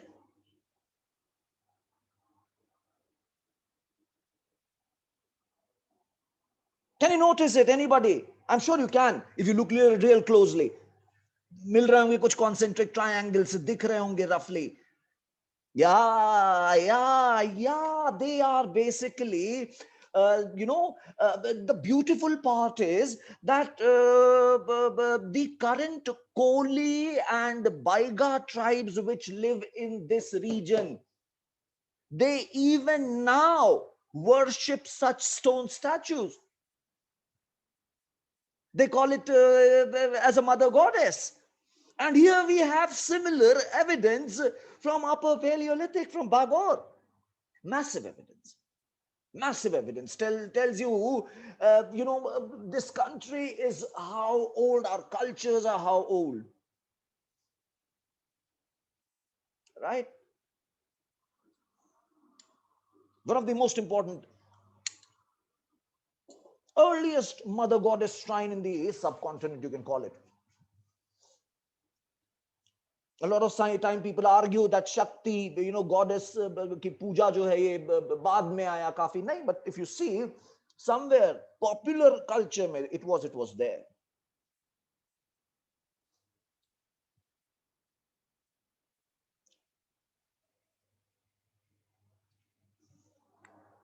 In Bihar, we have Paisara in Munger, which is also an interesting site.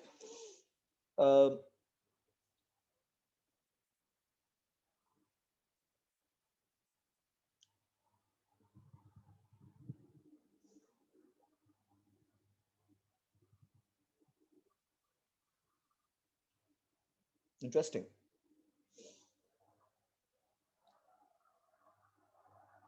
Sanghau caves, this is in Pakistan, all right, in upper Sindh region. There we have discovered a hearth. Hearth is where you cook, tandoor kind of a thing, right? A hearth, chulha, animal bones and burials.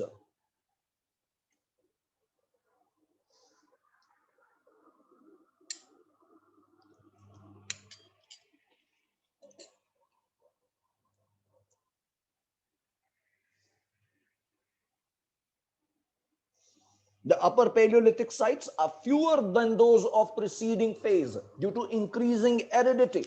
However, continuous occupation is noted around Budha Pushkar.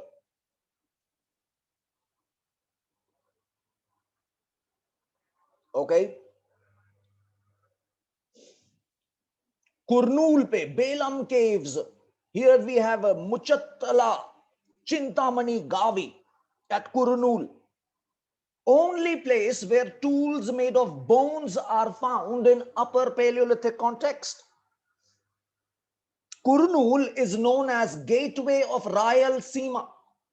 Try and remember it this way. And here at Kurnool are Belam caves. One of that cave is called as Muchatla. I'm sorry for the pronunciation. Anybody from Andhra? Anyone from Andhra?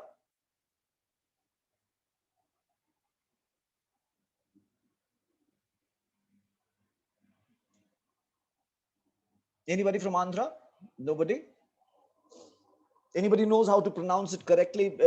Please feel free to unmute yourself.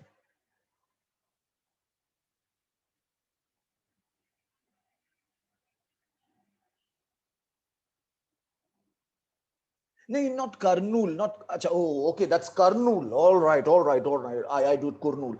Okay, all right. I'll keep that in mind as well. No, I also want help here. Can you do that?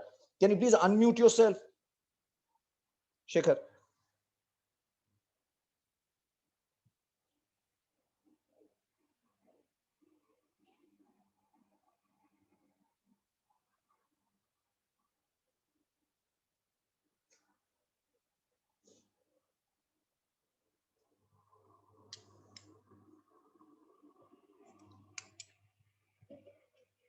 No, not possible.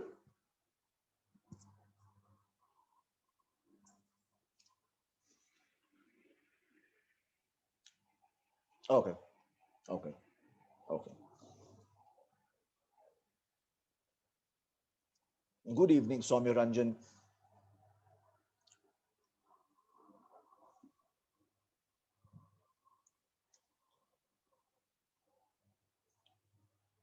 Oh, चलो अच्छा आगे बढ़ रहे हैं ठीक है in Chittoor district of Andhra Pradesh, we also have Reningunta caves.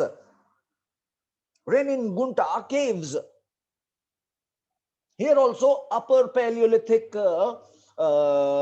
evidence in terms of tools has been discovered, and also in terms of cave art, cave paintings have been discovered.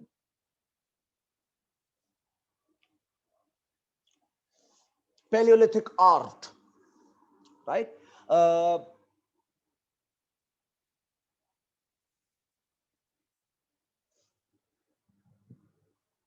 We also find portable art. For example, you remember those ostrich shells, painted ostrich shells? So we also find some portable art form. We also find permanent, for example, painted on rocks. Uh,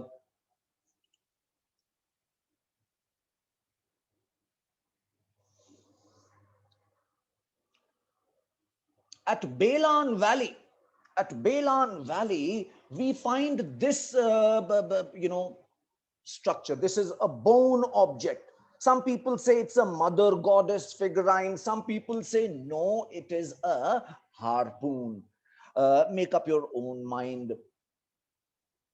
At Kurnool, we have discovered animal teeth with grooves mark, worn as a necklace.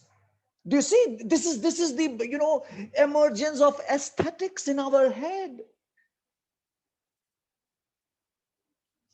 We wanted to look better. How beautiful.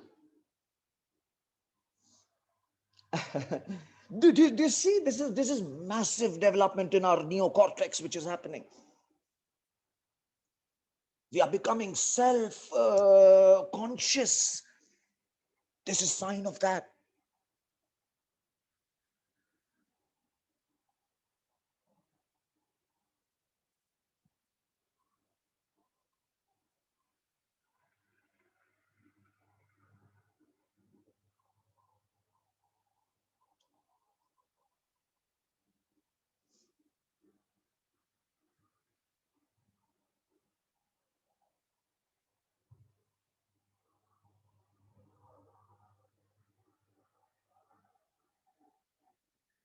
Yeah, could be. Looks a lot like that to me, actually. I mean, Mother Goddess, dicey. My opinion. Baghor MP, I told you about it, right? Okay.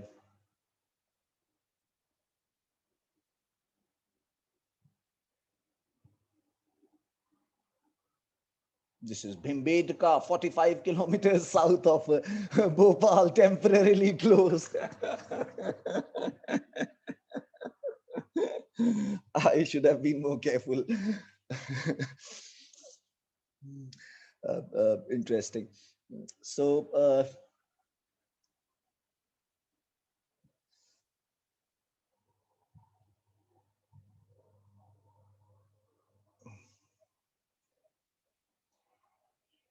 There are more than 750 rock shelters in the jungles here, and more than 500 of them, I've written here 400, but yes, more than 500 of them have paintings. Only about 20 caves are open to the public. The cultural traditions of the inhabitants of the 21 villages adjacent to Bhimbedka strongly resembles the culture which is represented in the rock paintings. That means this was created by indigenous people.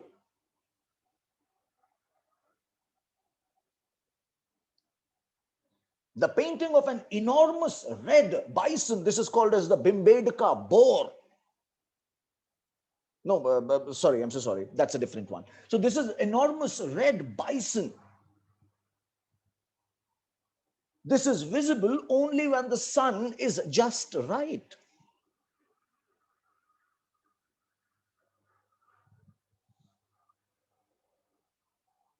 And again, their habitation caves were different.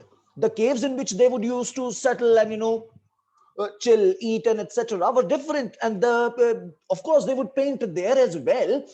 But then there were some caves which were very tough to go to. And they will go there and paint. They will go on the ceiling, climb on the ceiling and paint. They will paint in nooks and corners. With the help of some kind of a fire, they would do that. This was done probably as a kind of a ritual as well. You see what I'm saying? Go ahead, Rohan, please, please, please. So, sir, when I went there and saw the paintings, it was marked with red color. Okay. Okay. Hmm. It's like when you scratch a brick, Hmm. you can imagine that color. Okay. So, what I imagined, what came in my mind, those red colors marked and the paintings were lakhs of years ago, right? But they, since that time, it has not been erased. So, like, what thing has, like, they used, like, we are living in modern time and still they are not been erased even after so long. Okay, let me try and answer it. Yeah. First thing, Rohan, I should clarify this. Bhimbedka caves have been inhabited by humans for lakhs of years. Fair? But remember, the paintings only began in Upper Paleolithic. Okay. Right? So they are around roughly, some of the, again, one point which I should clarify here. The earliest paintings that are found at Bhimbedka come from Upper Paleolithic. But the majority are coming from Mesolithic times. Okay. Follow me? Yes, sir. Okay. So, and the colors which they used, why have they stayed intact? Give me some time. I think just after a few slides, I will clarify that. Okay, sir. Right? I will Yes. talk about it. They used some kind of a natural glue resin. It is suggested. This is what I have heard. Otherwise, what you're saying is completely logical. I mean, yeah, the question is absolutely logical. That without having any technology, I could not share the screen. I would have shown to you. I mean, I have and some paintings. I think I would be. Have a look. yeah. This. I also captured this. Oh, Exactly lovely. the same. Exactly the Oh, same. Yes. Arey, wow, wow, wow, wow. Chalo, let's talk about this. This is a red color painting, right? Yeah. Uh, these paintings which are found here, they are also similar to rock paintings which are found in Australia, or paintings which are found in Kalahari Desert, which were painted by the Bushmen, or in France. There are a lot of similarities. This is the painting which is known as Bimbedaka, boar. It's a mythical kind of an animal. And see how this person is scared and running away. Bimbedaka people, and now what we are being informed here through books, right, is that these guys would use natural minerals,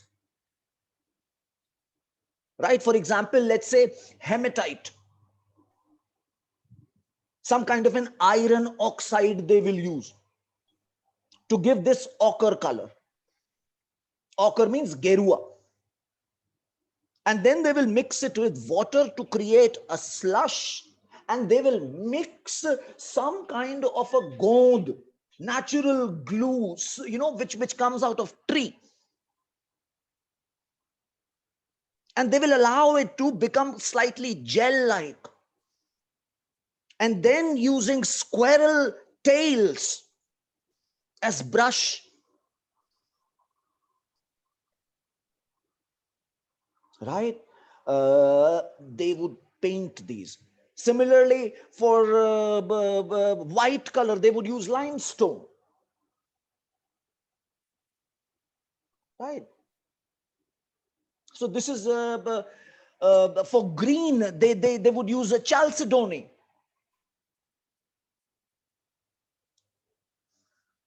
This is one very famous cave here, which is called as Auditorium Rock Shelter at Bhimbedaka. Here we find cup-like depressions, which are believed to be at least around 100,000 years old, placing them in the Middle Paleolithic context. This is known as the Auditorium Cave.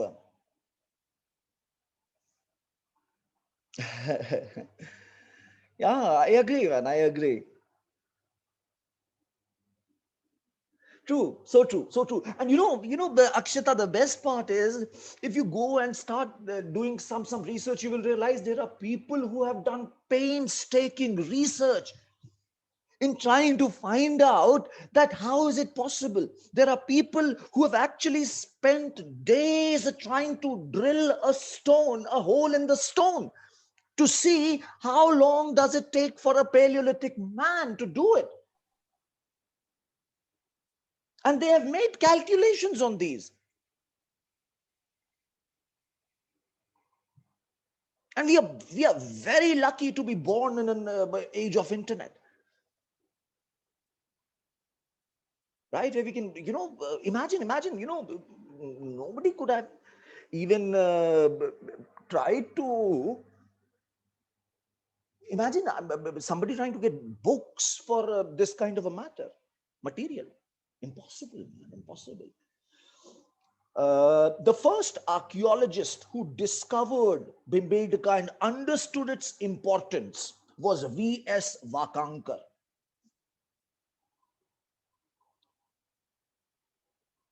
Oh, you have seniors? Oh, lovely. I'm glad that now you understand. God bless you.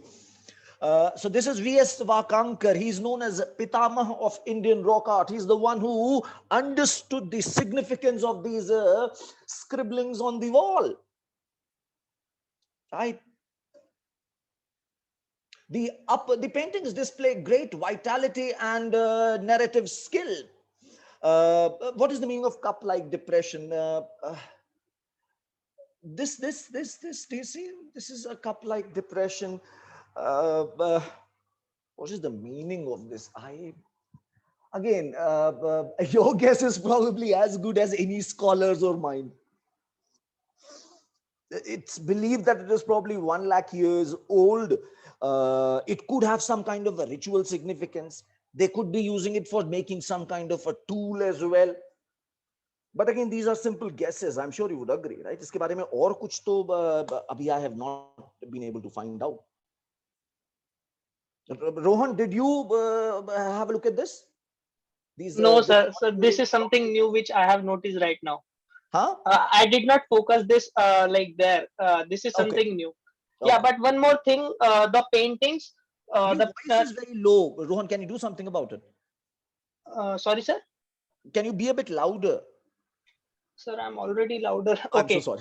Bolu, bolu. So, sir, those paintings, just like you showed, Hmm, there were some different paintings also in which hmm, it clearly depicts that hmm, those people used to hunt, and hmm. sitting on the like some animal structure, and hunting, and Yeah. everything is clear. So this shows that they used to hunt, Yeah. and from there we got to know. Acha, ek baat aur. I told you the majority of the paintings are Mesolithic. I am Mesolith. yet to show you those paintings, but he's correct. Rohan is absolutely correct. A lot of hunting paintings also come in. There are also paintings of childbirth, sexual union, whatnot. All kinds of paintings. Right? Yes. Let's proceed. Uh, So the oldest are from Upper Paleolithic period, and they consist of large linear representations of massive animals, rhinoceros, bears, etc. The paintings from Mesolithic times are smaller. They portray, in addition to animals, human activity. Then there are also paintings from Chalcolithic times, Iron Age times, historical times, when writing was there.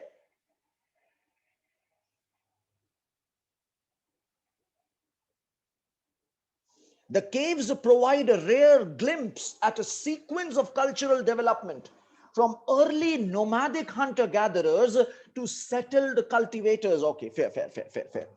Uh, mm, mm, mm, mm, mm, mm,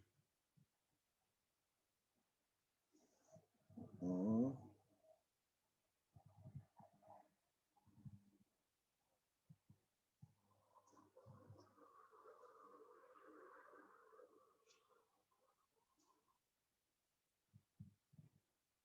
In Gujarat, Sabarmati and Mahi, they have also yielded several Paleolithic sites.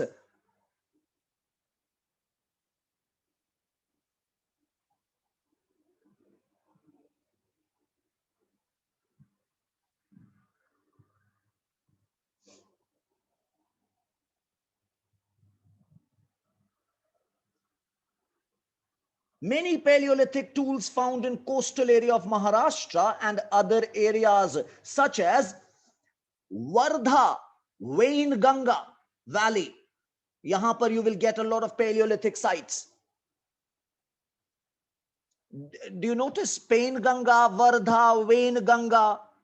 They all together, right? They are forming another river, and they are joining to Godavari. This is Pravara, right? So all these valleys, they also provide evidence of Paleolithic sites.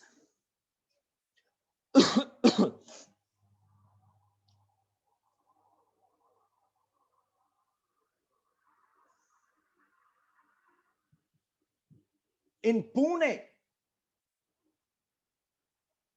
we find Paleolithic sites as well.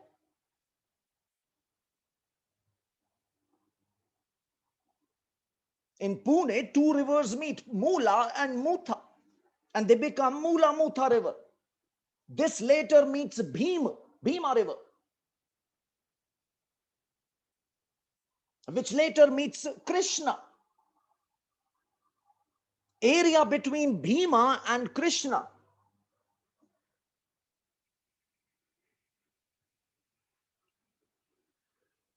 This and this, they're very fertile area. Krishna and Tungabhadra is known as a Raichur. And Bhima and Krishna is known as a Shorapur. And both these areas provide a lot of Paleolithic tools. Raichur and Shorapur.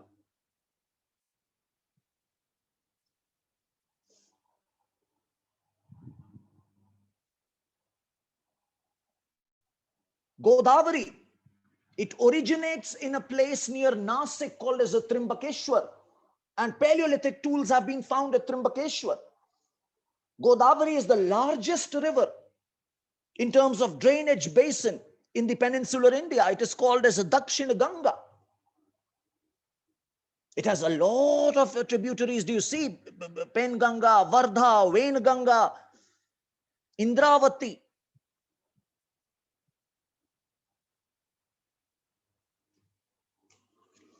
Unless you can overlap geography and history, nothing much can, be done.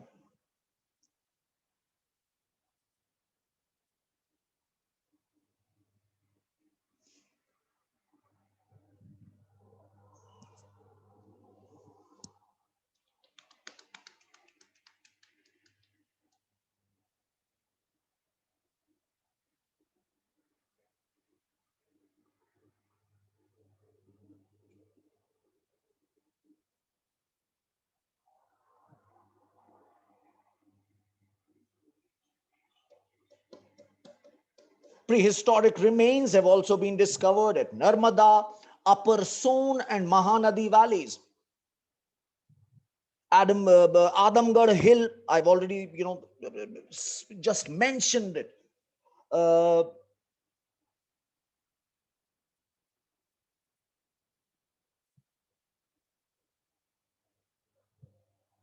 These are some maps of all the states district wise, which I managed to download from an administrative census. So I have taken screenshots and pasted it here in the slides. And these slides I will upload. These slides I will upload on Google Drive, and you can have a look at them, right, whenever you feel like. State-wise, I have given you all the. Just have a look. How are their divisions? The primary districts. If you can have a look at it, that will really, really help us.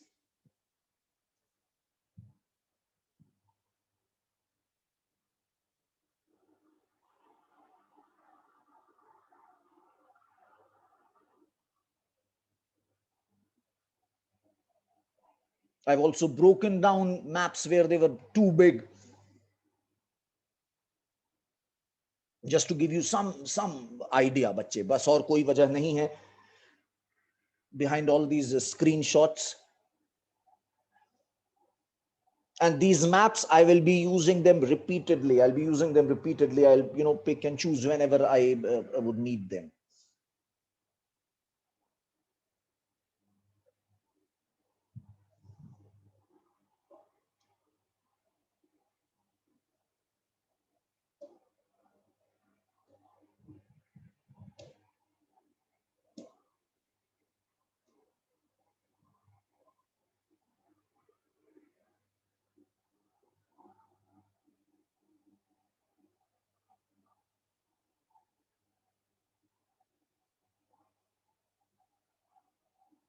This is Andhra plus Telangana, because this is 2011 census. I'm so sorry, I completely forgot about the break.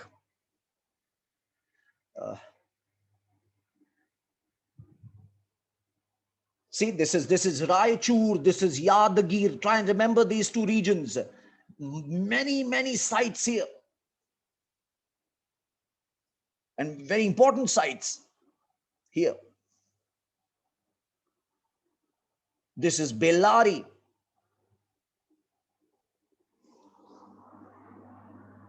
Kerala.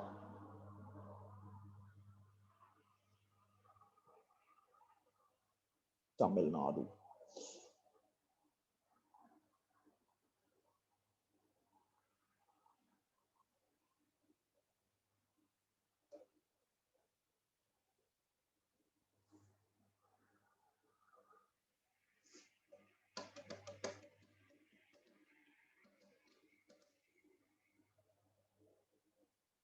So we find lower and upper Paleolithic tools in Malaprabha and Ghatprabha river basin.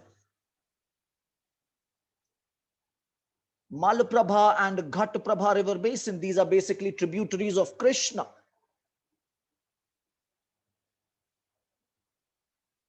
Right? This is Malaprabha, this is Ghatprabha. This is where lies Badami.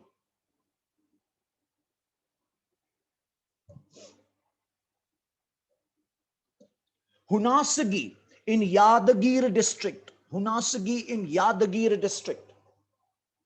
Right? Hunasagi is a river. It flows through Gulbarga. It flows through Gulbarga and merges with Krishna. We have discovered Paleolithic tools in Gulbarga at the banks of Hunsgi bhi kehte hain, Hunasgi bhi likhte hain. I'm not too sure about the correct pronunciation. We have found work sites, temporary campsites, and longer duration habitation sites as well. Limestone, sandstone, quartzite, dolerite, chert were used to make tools. Some of them are not locally available, implying that they had some kind of a network, trading network, exchange network.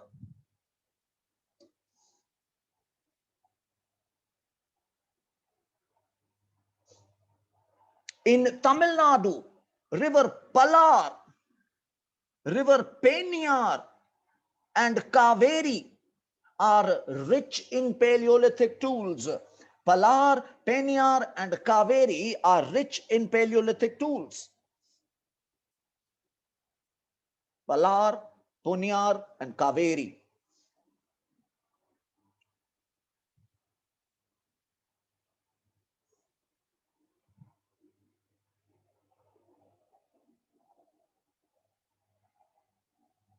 Near Chennai, we also have Gudiam caves close to Atirampakkam. We also have Gudiam caves, right? This is in the district Thiruvallur.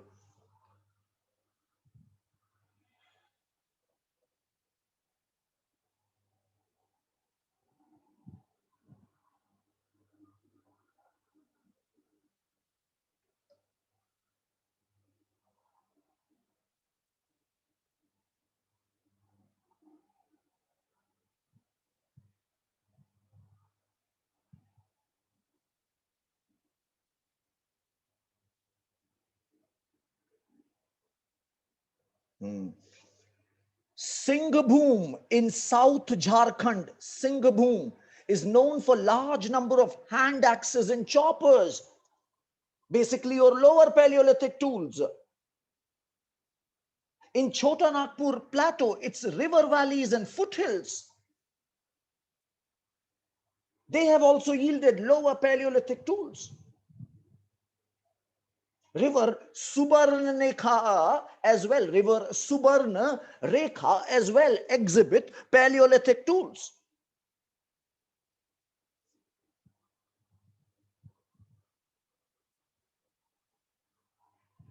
A lower Paleolithic, this I've already mentioned once, ek bar fir se kar raha hu, at Munger. There's an important site which is Paisara.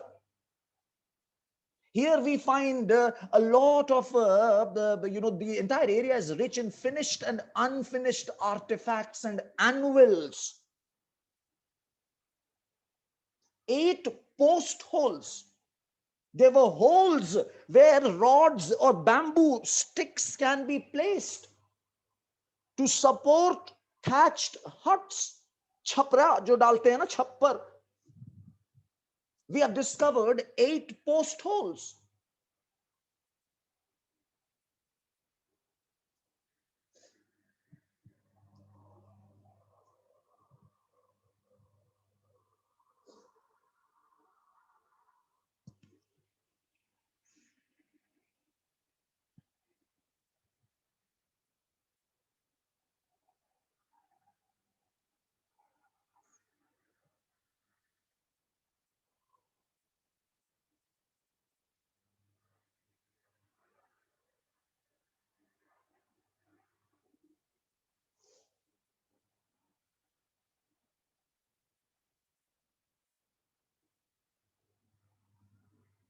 A Paleolithic society, we are looking at Paleolithic society here, right?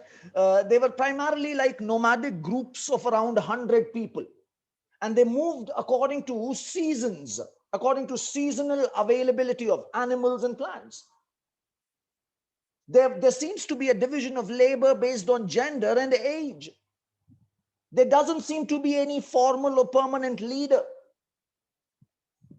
Behavior is regulated not through any coercive authority through force, but seems more through customs. No evidence of selective hunting in this period, in the entire Paleolithic period. In fact, gathering dominated. It is written as hunting and gathering. Most of the scenes are shown as if, we are hunters. But remember, we were scavengers.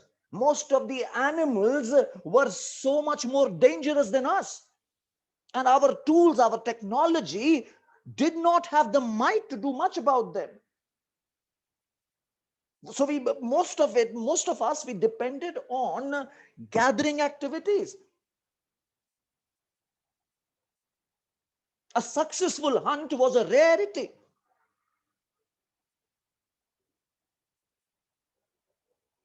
Scholars agree that we have overemphasized hunting just because the tools are available more, they're more.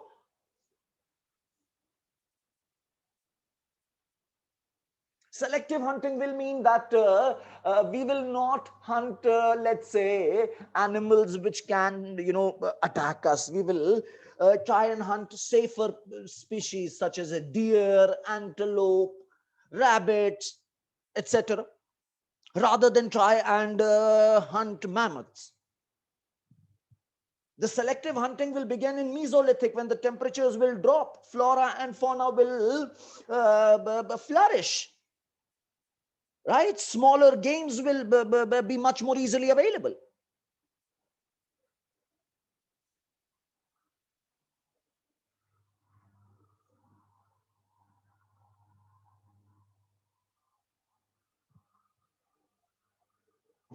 Yeah, less labor and less danger as well, less risk as well. True.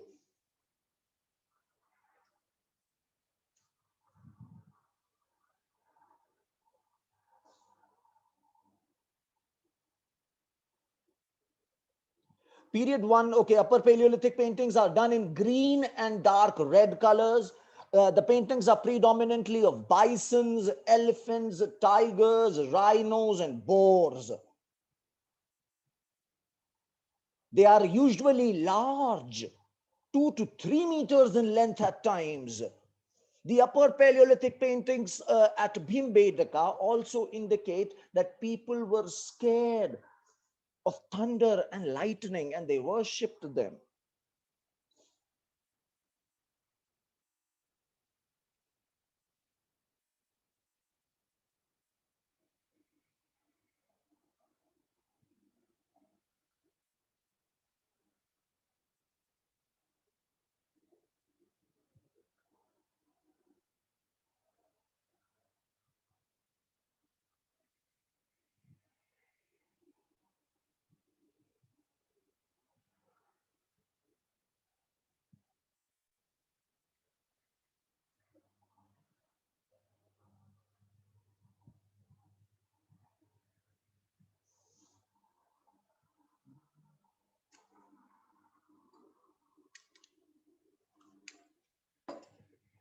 Hmm.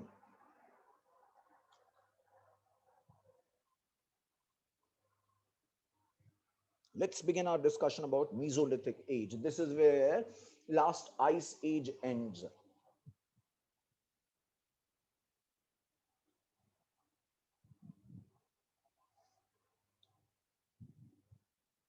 Around 11,700 years before 2000 CE, the last ice age ended. Pleistocene ended and Holocene began. Now things rapidly change. There's favorable change in climate, and to reflect that, new set of tools and technology emerge. This is an artistic depiction of how our Earth looked like during Ice Age. Right? So when the last ice age ended, the temperature was around -11 degree. Do you see? and then gradually it has warmed up to 15 degrees centigrade. This was a climate optimum. Again, a climate optimum. Do you see there are little ice ages even now noticeable? The blue shaded areas, these are called as little ice ages. They have occurred after Holocene. These are marked dips in the temperature of Earth's surface.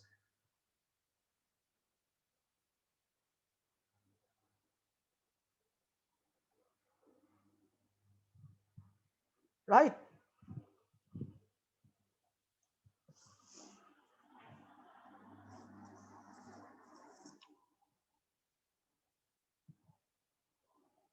Yeah, tell me, Saurabh.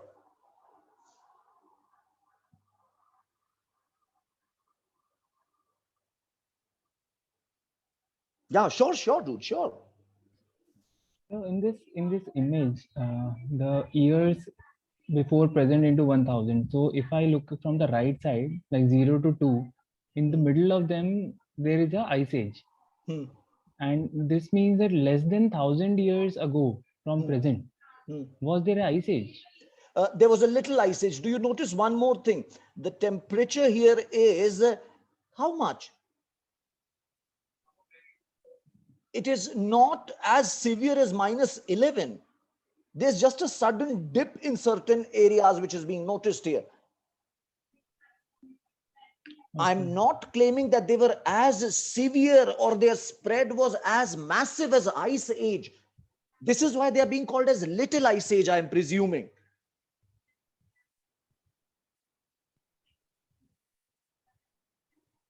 Do I satisfy you with that explanation? Mhm. Yeah, sort of. Sort of. Yeah. But let's try and pick it up this way, that even few thousand years back, there were dippings of temperature which were noticed for a short duration of time. They are being called as little ice ages. Here the temperature variation was not as massive as previously. Understood. Okay, okay. Thank you. चलिए आगे देख रहे हैं बच्चे. So during the Holocene period, what happens is there is rapid proliferation. Our population starts growing immensely. And the impact of human species worldwide will also increase. It is in the Holocene that all our written history, technological revolutions, civilizations, empires, etc., have gone on.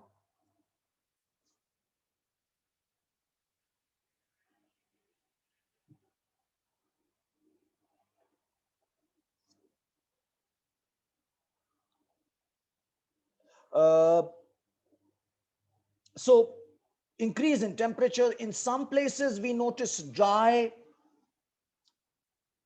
while wet, at others kuch jagah pe there is dryness, aridity, but in some places we notice wetness. For example, Birbhanpur in West Bengal, there's rise in aridity, while in Didwana, Rajasthan,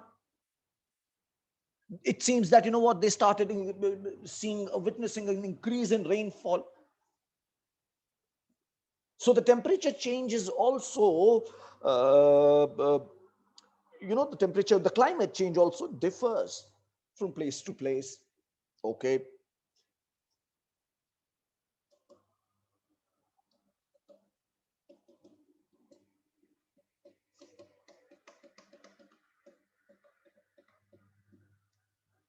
So as I was telling you, rivers are formed, flora, fauna, there's better, more resources, much better food productivity, food availability, isn't it? More animals to hunt, more fruits to eat, more wetlands to eat, more tubers to eat.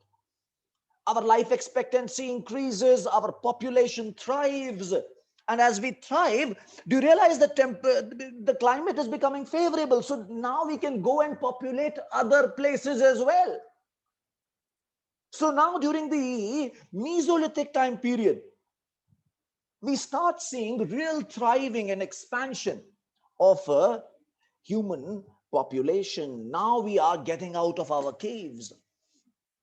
core economy continues to be based on hunting and gathering, although some experiments in animal domestication happen.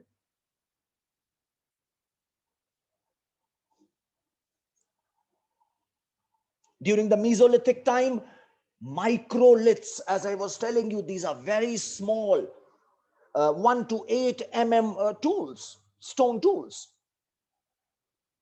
right? And there's a noticeable shift to hunting of small games like antelope, deer, rabbit. Dependence on fishing increases. Fowling, that means basically, catching those ducks. All those activities are on a rise. These material changes, material as in their entire toolkit, their entire society is changing, their economy is changing. And the ecological changes, their environment is changing, rivers, trees, etc. All that are reflected in the rock paintings at Bhimbedka, at the Vindhyan caves, at Gundiam caves, at Belam caves, Kurnool. These changes in material world and their ecology are reflected in the rock paintings. Your art is a reflection of what you are, your experience.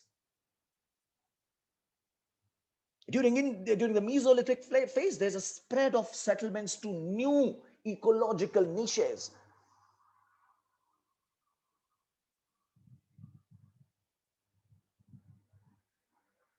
Tools are becoming smaller here, right? Tools are becoming smaller.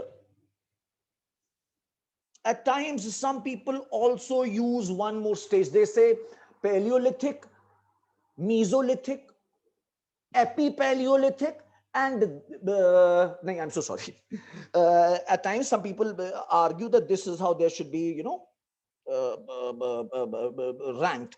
Lower Paleolithic, Middle Paleolithic, Upper Paleolithic, Epipaleolithic, and then Mesolithic. So they are saying Epipaleolithic is a slightly transitional kind of a state. Right? Don't bother too much about it. And then, of course, the Mesolithic or the Microliths. This is where the tools get really small. See, this is the kind of tools I'm talking about. 1 to 8 centimeter. Maafi chahunga, I got too emotional. I used millimeter. I'm so sorry. But yes, some millimeters wale bhi tools hote hain. Microliths are smaller in size and they are more geometric. They are much more geometric.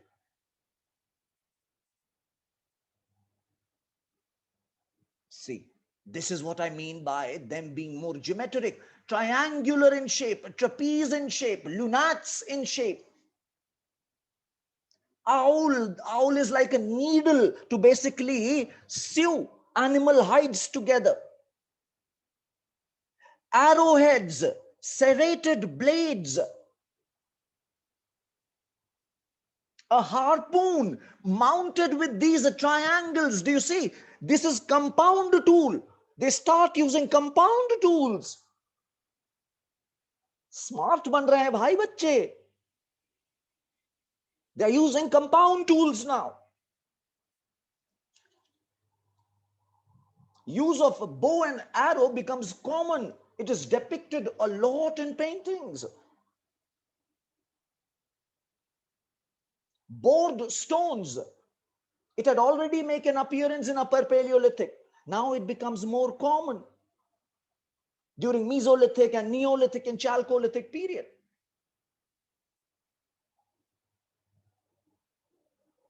Used as weights in digging sticks and as net sinkers.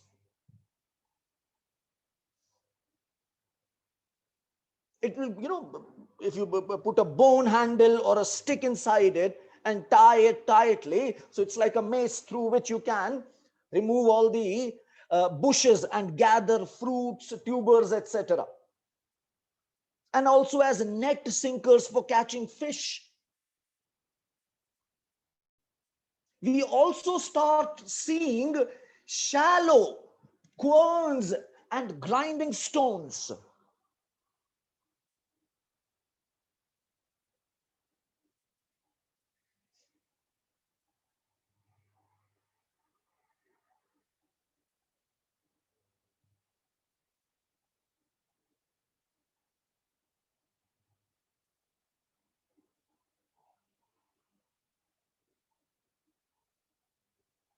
I'll show you the querns right away.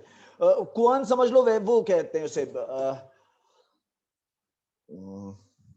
They're basically to grind food grains.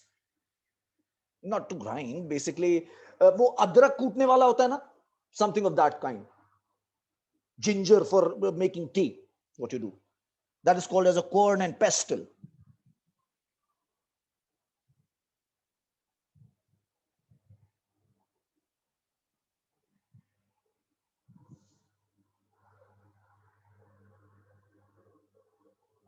During Mesolithic, this is the time when first major human colonization of Gangetic plains took place. More than 200 Mesolithic sites found in Allahabad, Pratapgarh, Jaunpur, Mirzapur, Varanasi.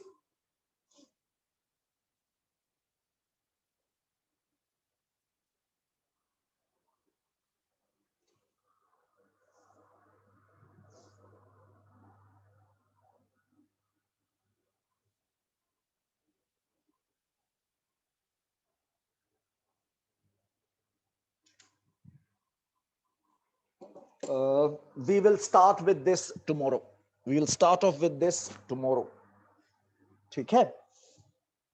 We will start the region-wise analysis of Mesolithic, and tomorrow we will wrap up Mesolithic and Neolithic. Today we completed Paleolithic. You understood Paleolithic sites, right? Tomorrow I will wrap up Mesolithic and Neolithic. At least the pre-Harappan Neolithic, I will be wrapping it up tomorrow. And hopefully we will be starting off with Harappan civilization soon, and then Vedic age. Okay.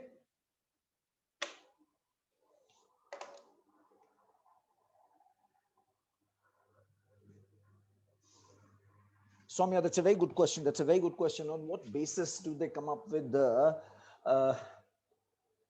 I am just assuming that they would be using some kind of because if organic color is being used, probably they can go for carbon dating. Probably they can go for carbon dating. But a lot of other techniques are also there, which frankly, I am not, the best person. I've not yet focused on that area. So I would not unnecessarily fathom a guess, man. Why, right? I can probably Google if you want me to find out. I can try and find out.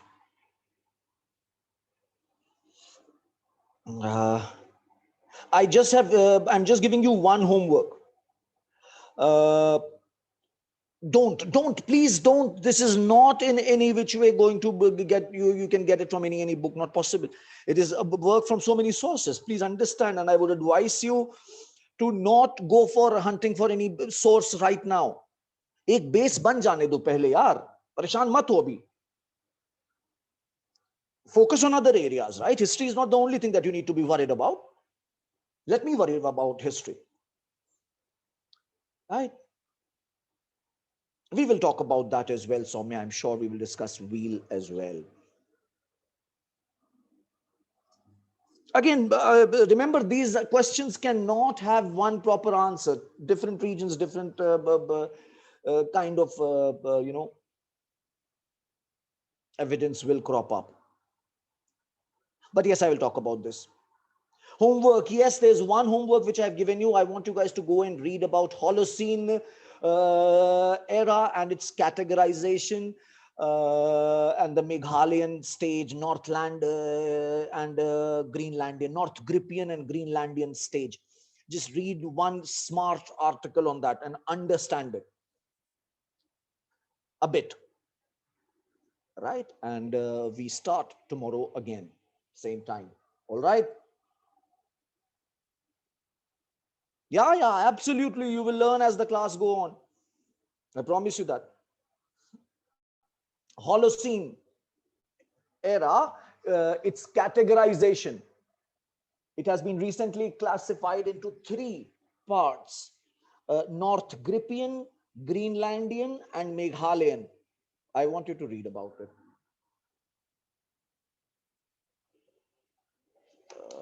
Okay. Google karna, Holocene Meghalayan. Open one of the link which is making sense to you and read.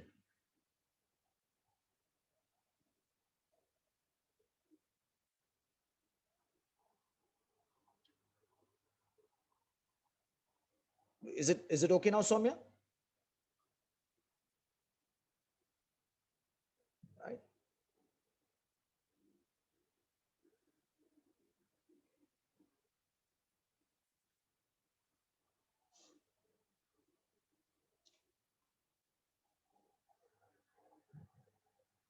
Chalo, shall we? I'll end the class then, right? Where to get the slide, where to get the slide, where to get the slide, where to get the slide. Of course, one thing is that you will get this slide immediately. I mean,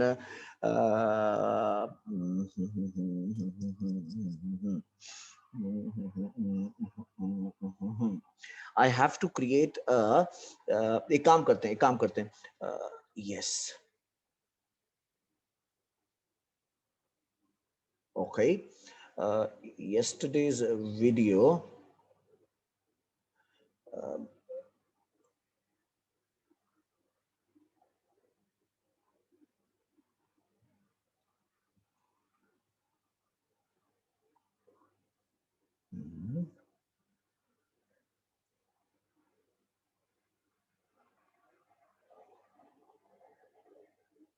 जरा ये लीजिए आप लोग.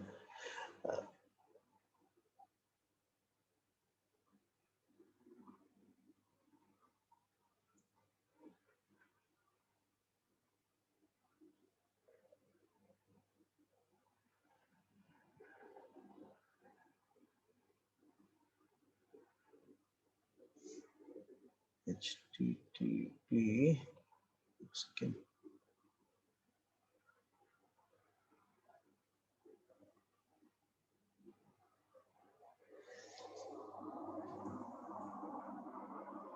All right.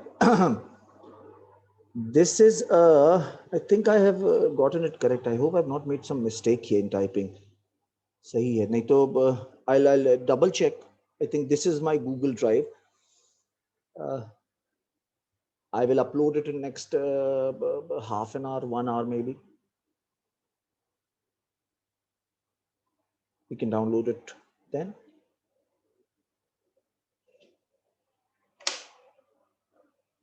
Is that okay?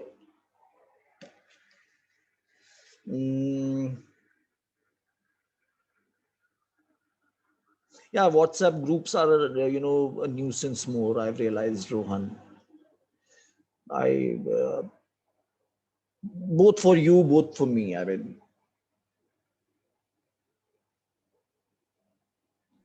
Sir, in that only you can message, na? I mean, we are not allowed to message, so you can just send the PPT, and no one is allowed to message. So no one can create nuisance and something else. नहीं, And that, I'm not saying अरे ऐसा नहीं है. It's just that let's start with this Google Drive thing. If you still have a problem, we can maybe definitely think about it. Right? चलेगा? okay, sir. Okay, sir. Okay, sir. Okay. So give me some time, and can one of you please click on this and see if it is accessible? Or No, sir, it's not. it's not. HTTP मैंने colon नहीं लगाया. Please, yes, that's the reason, man. I'm such an ass. HTTP :// अब हो जाएगा. Yeah, Ditya, thanks, man. bit.do/colaveri. Yeah, now it will be accessible, right? So, but just give me some time. I think within an hour or so, I would be able to upload a PDF of this presentation. I mean, a PDF of this, right? Yeah, there are 2 folders already. But give me some time there. Give me some time there, right? I have not yet, customized it for you guys. The dates, the files, everything is, backdated. So you will get confused. So give me a couple of hours, please. And then you can access it and you can get this immediately. No problem. Okay.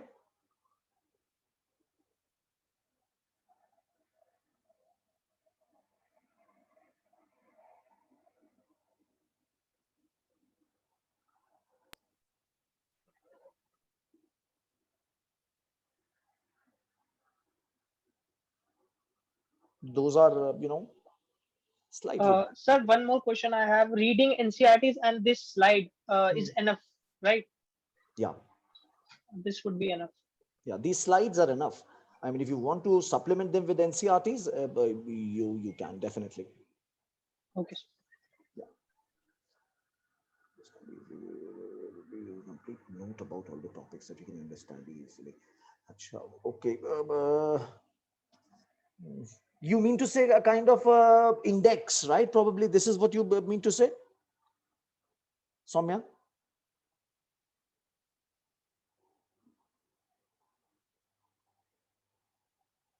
Okay, okay.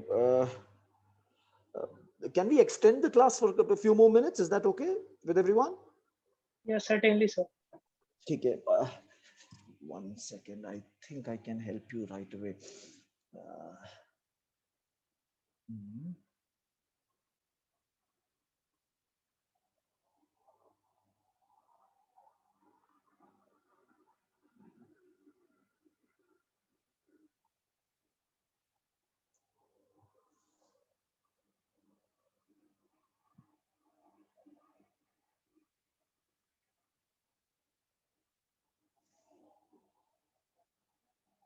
So this is the last,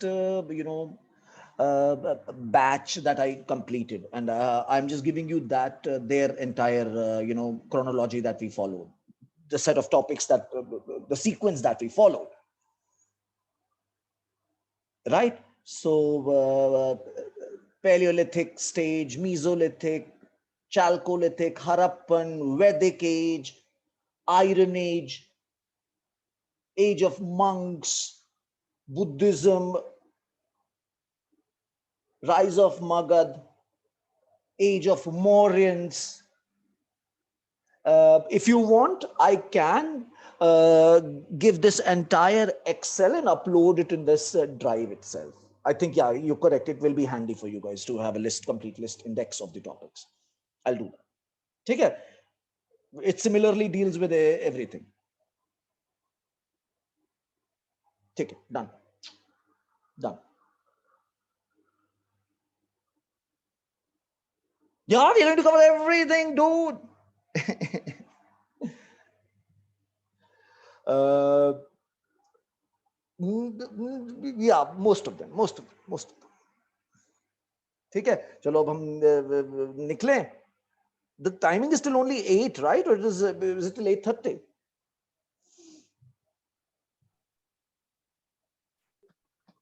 Thank you guys as well. 8. All right. All right.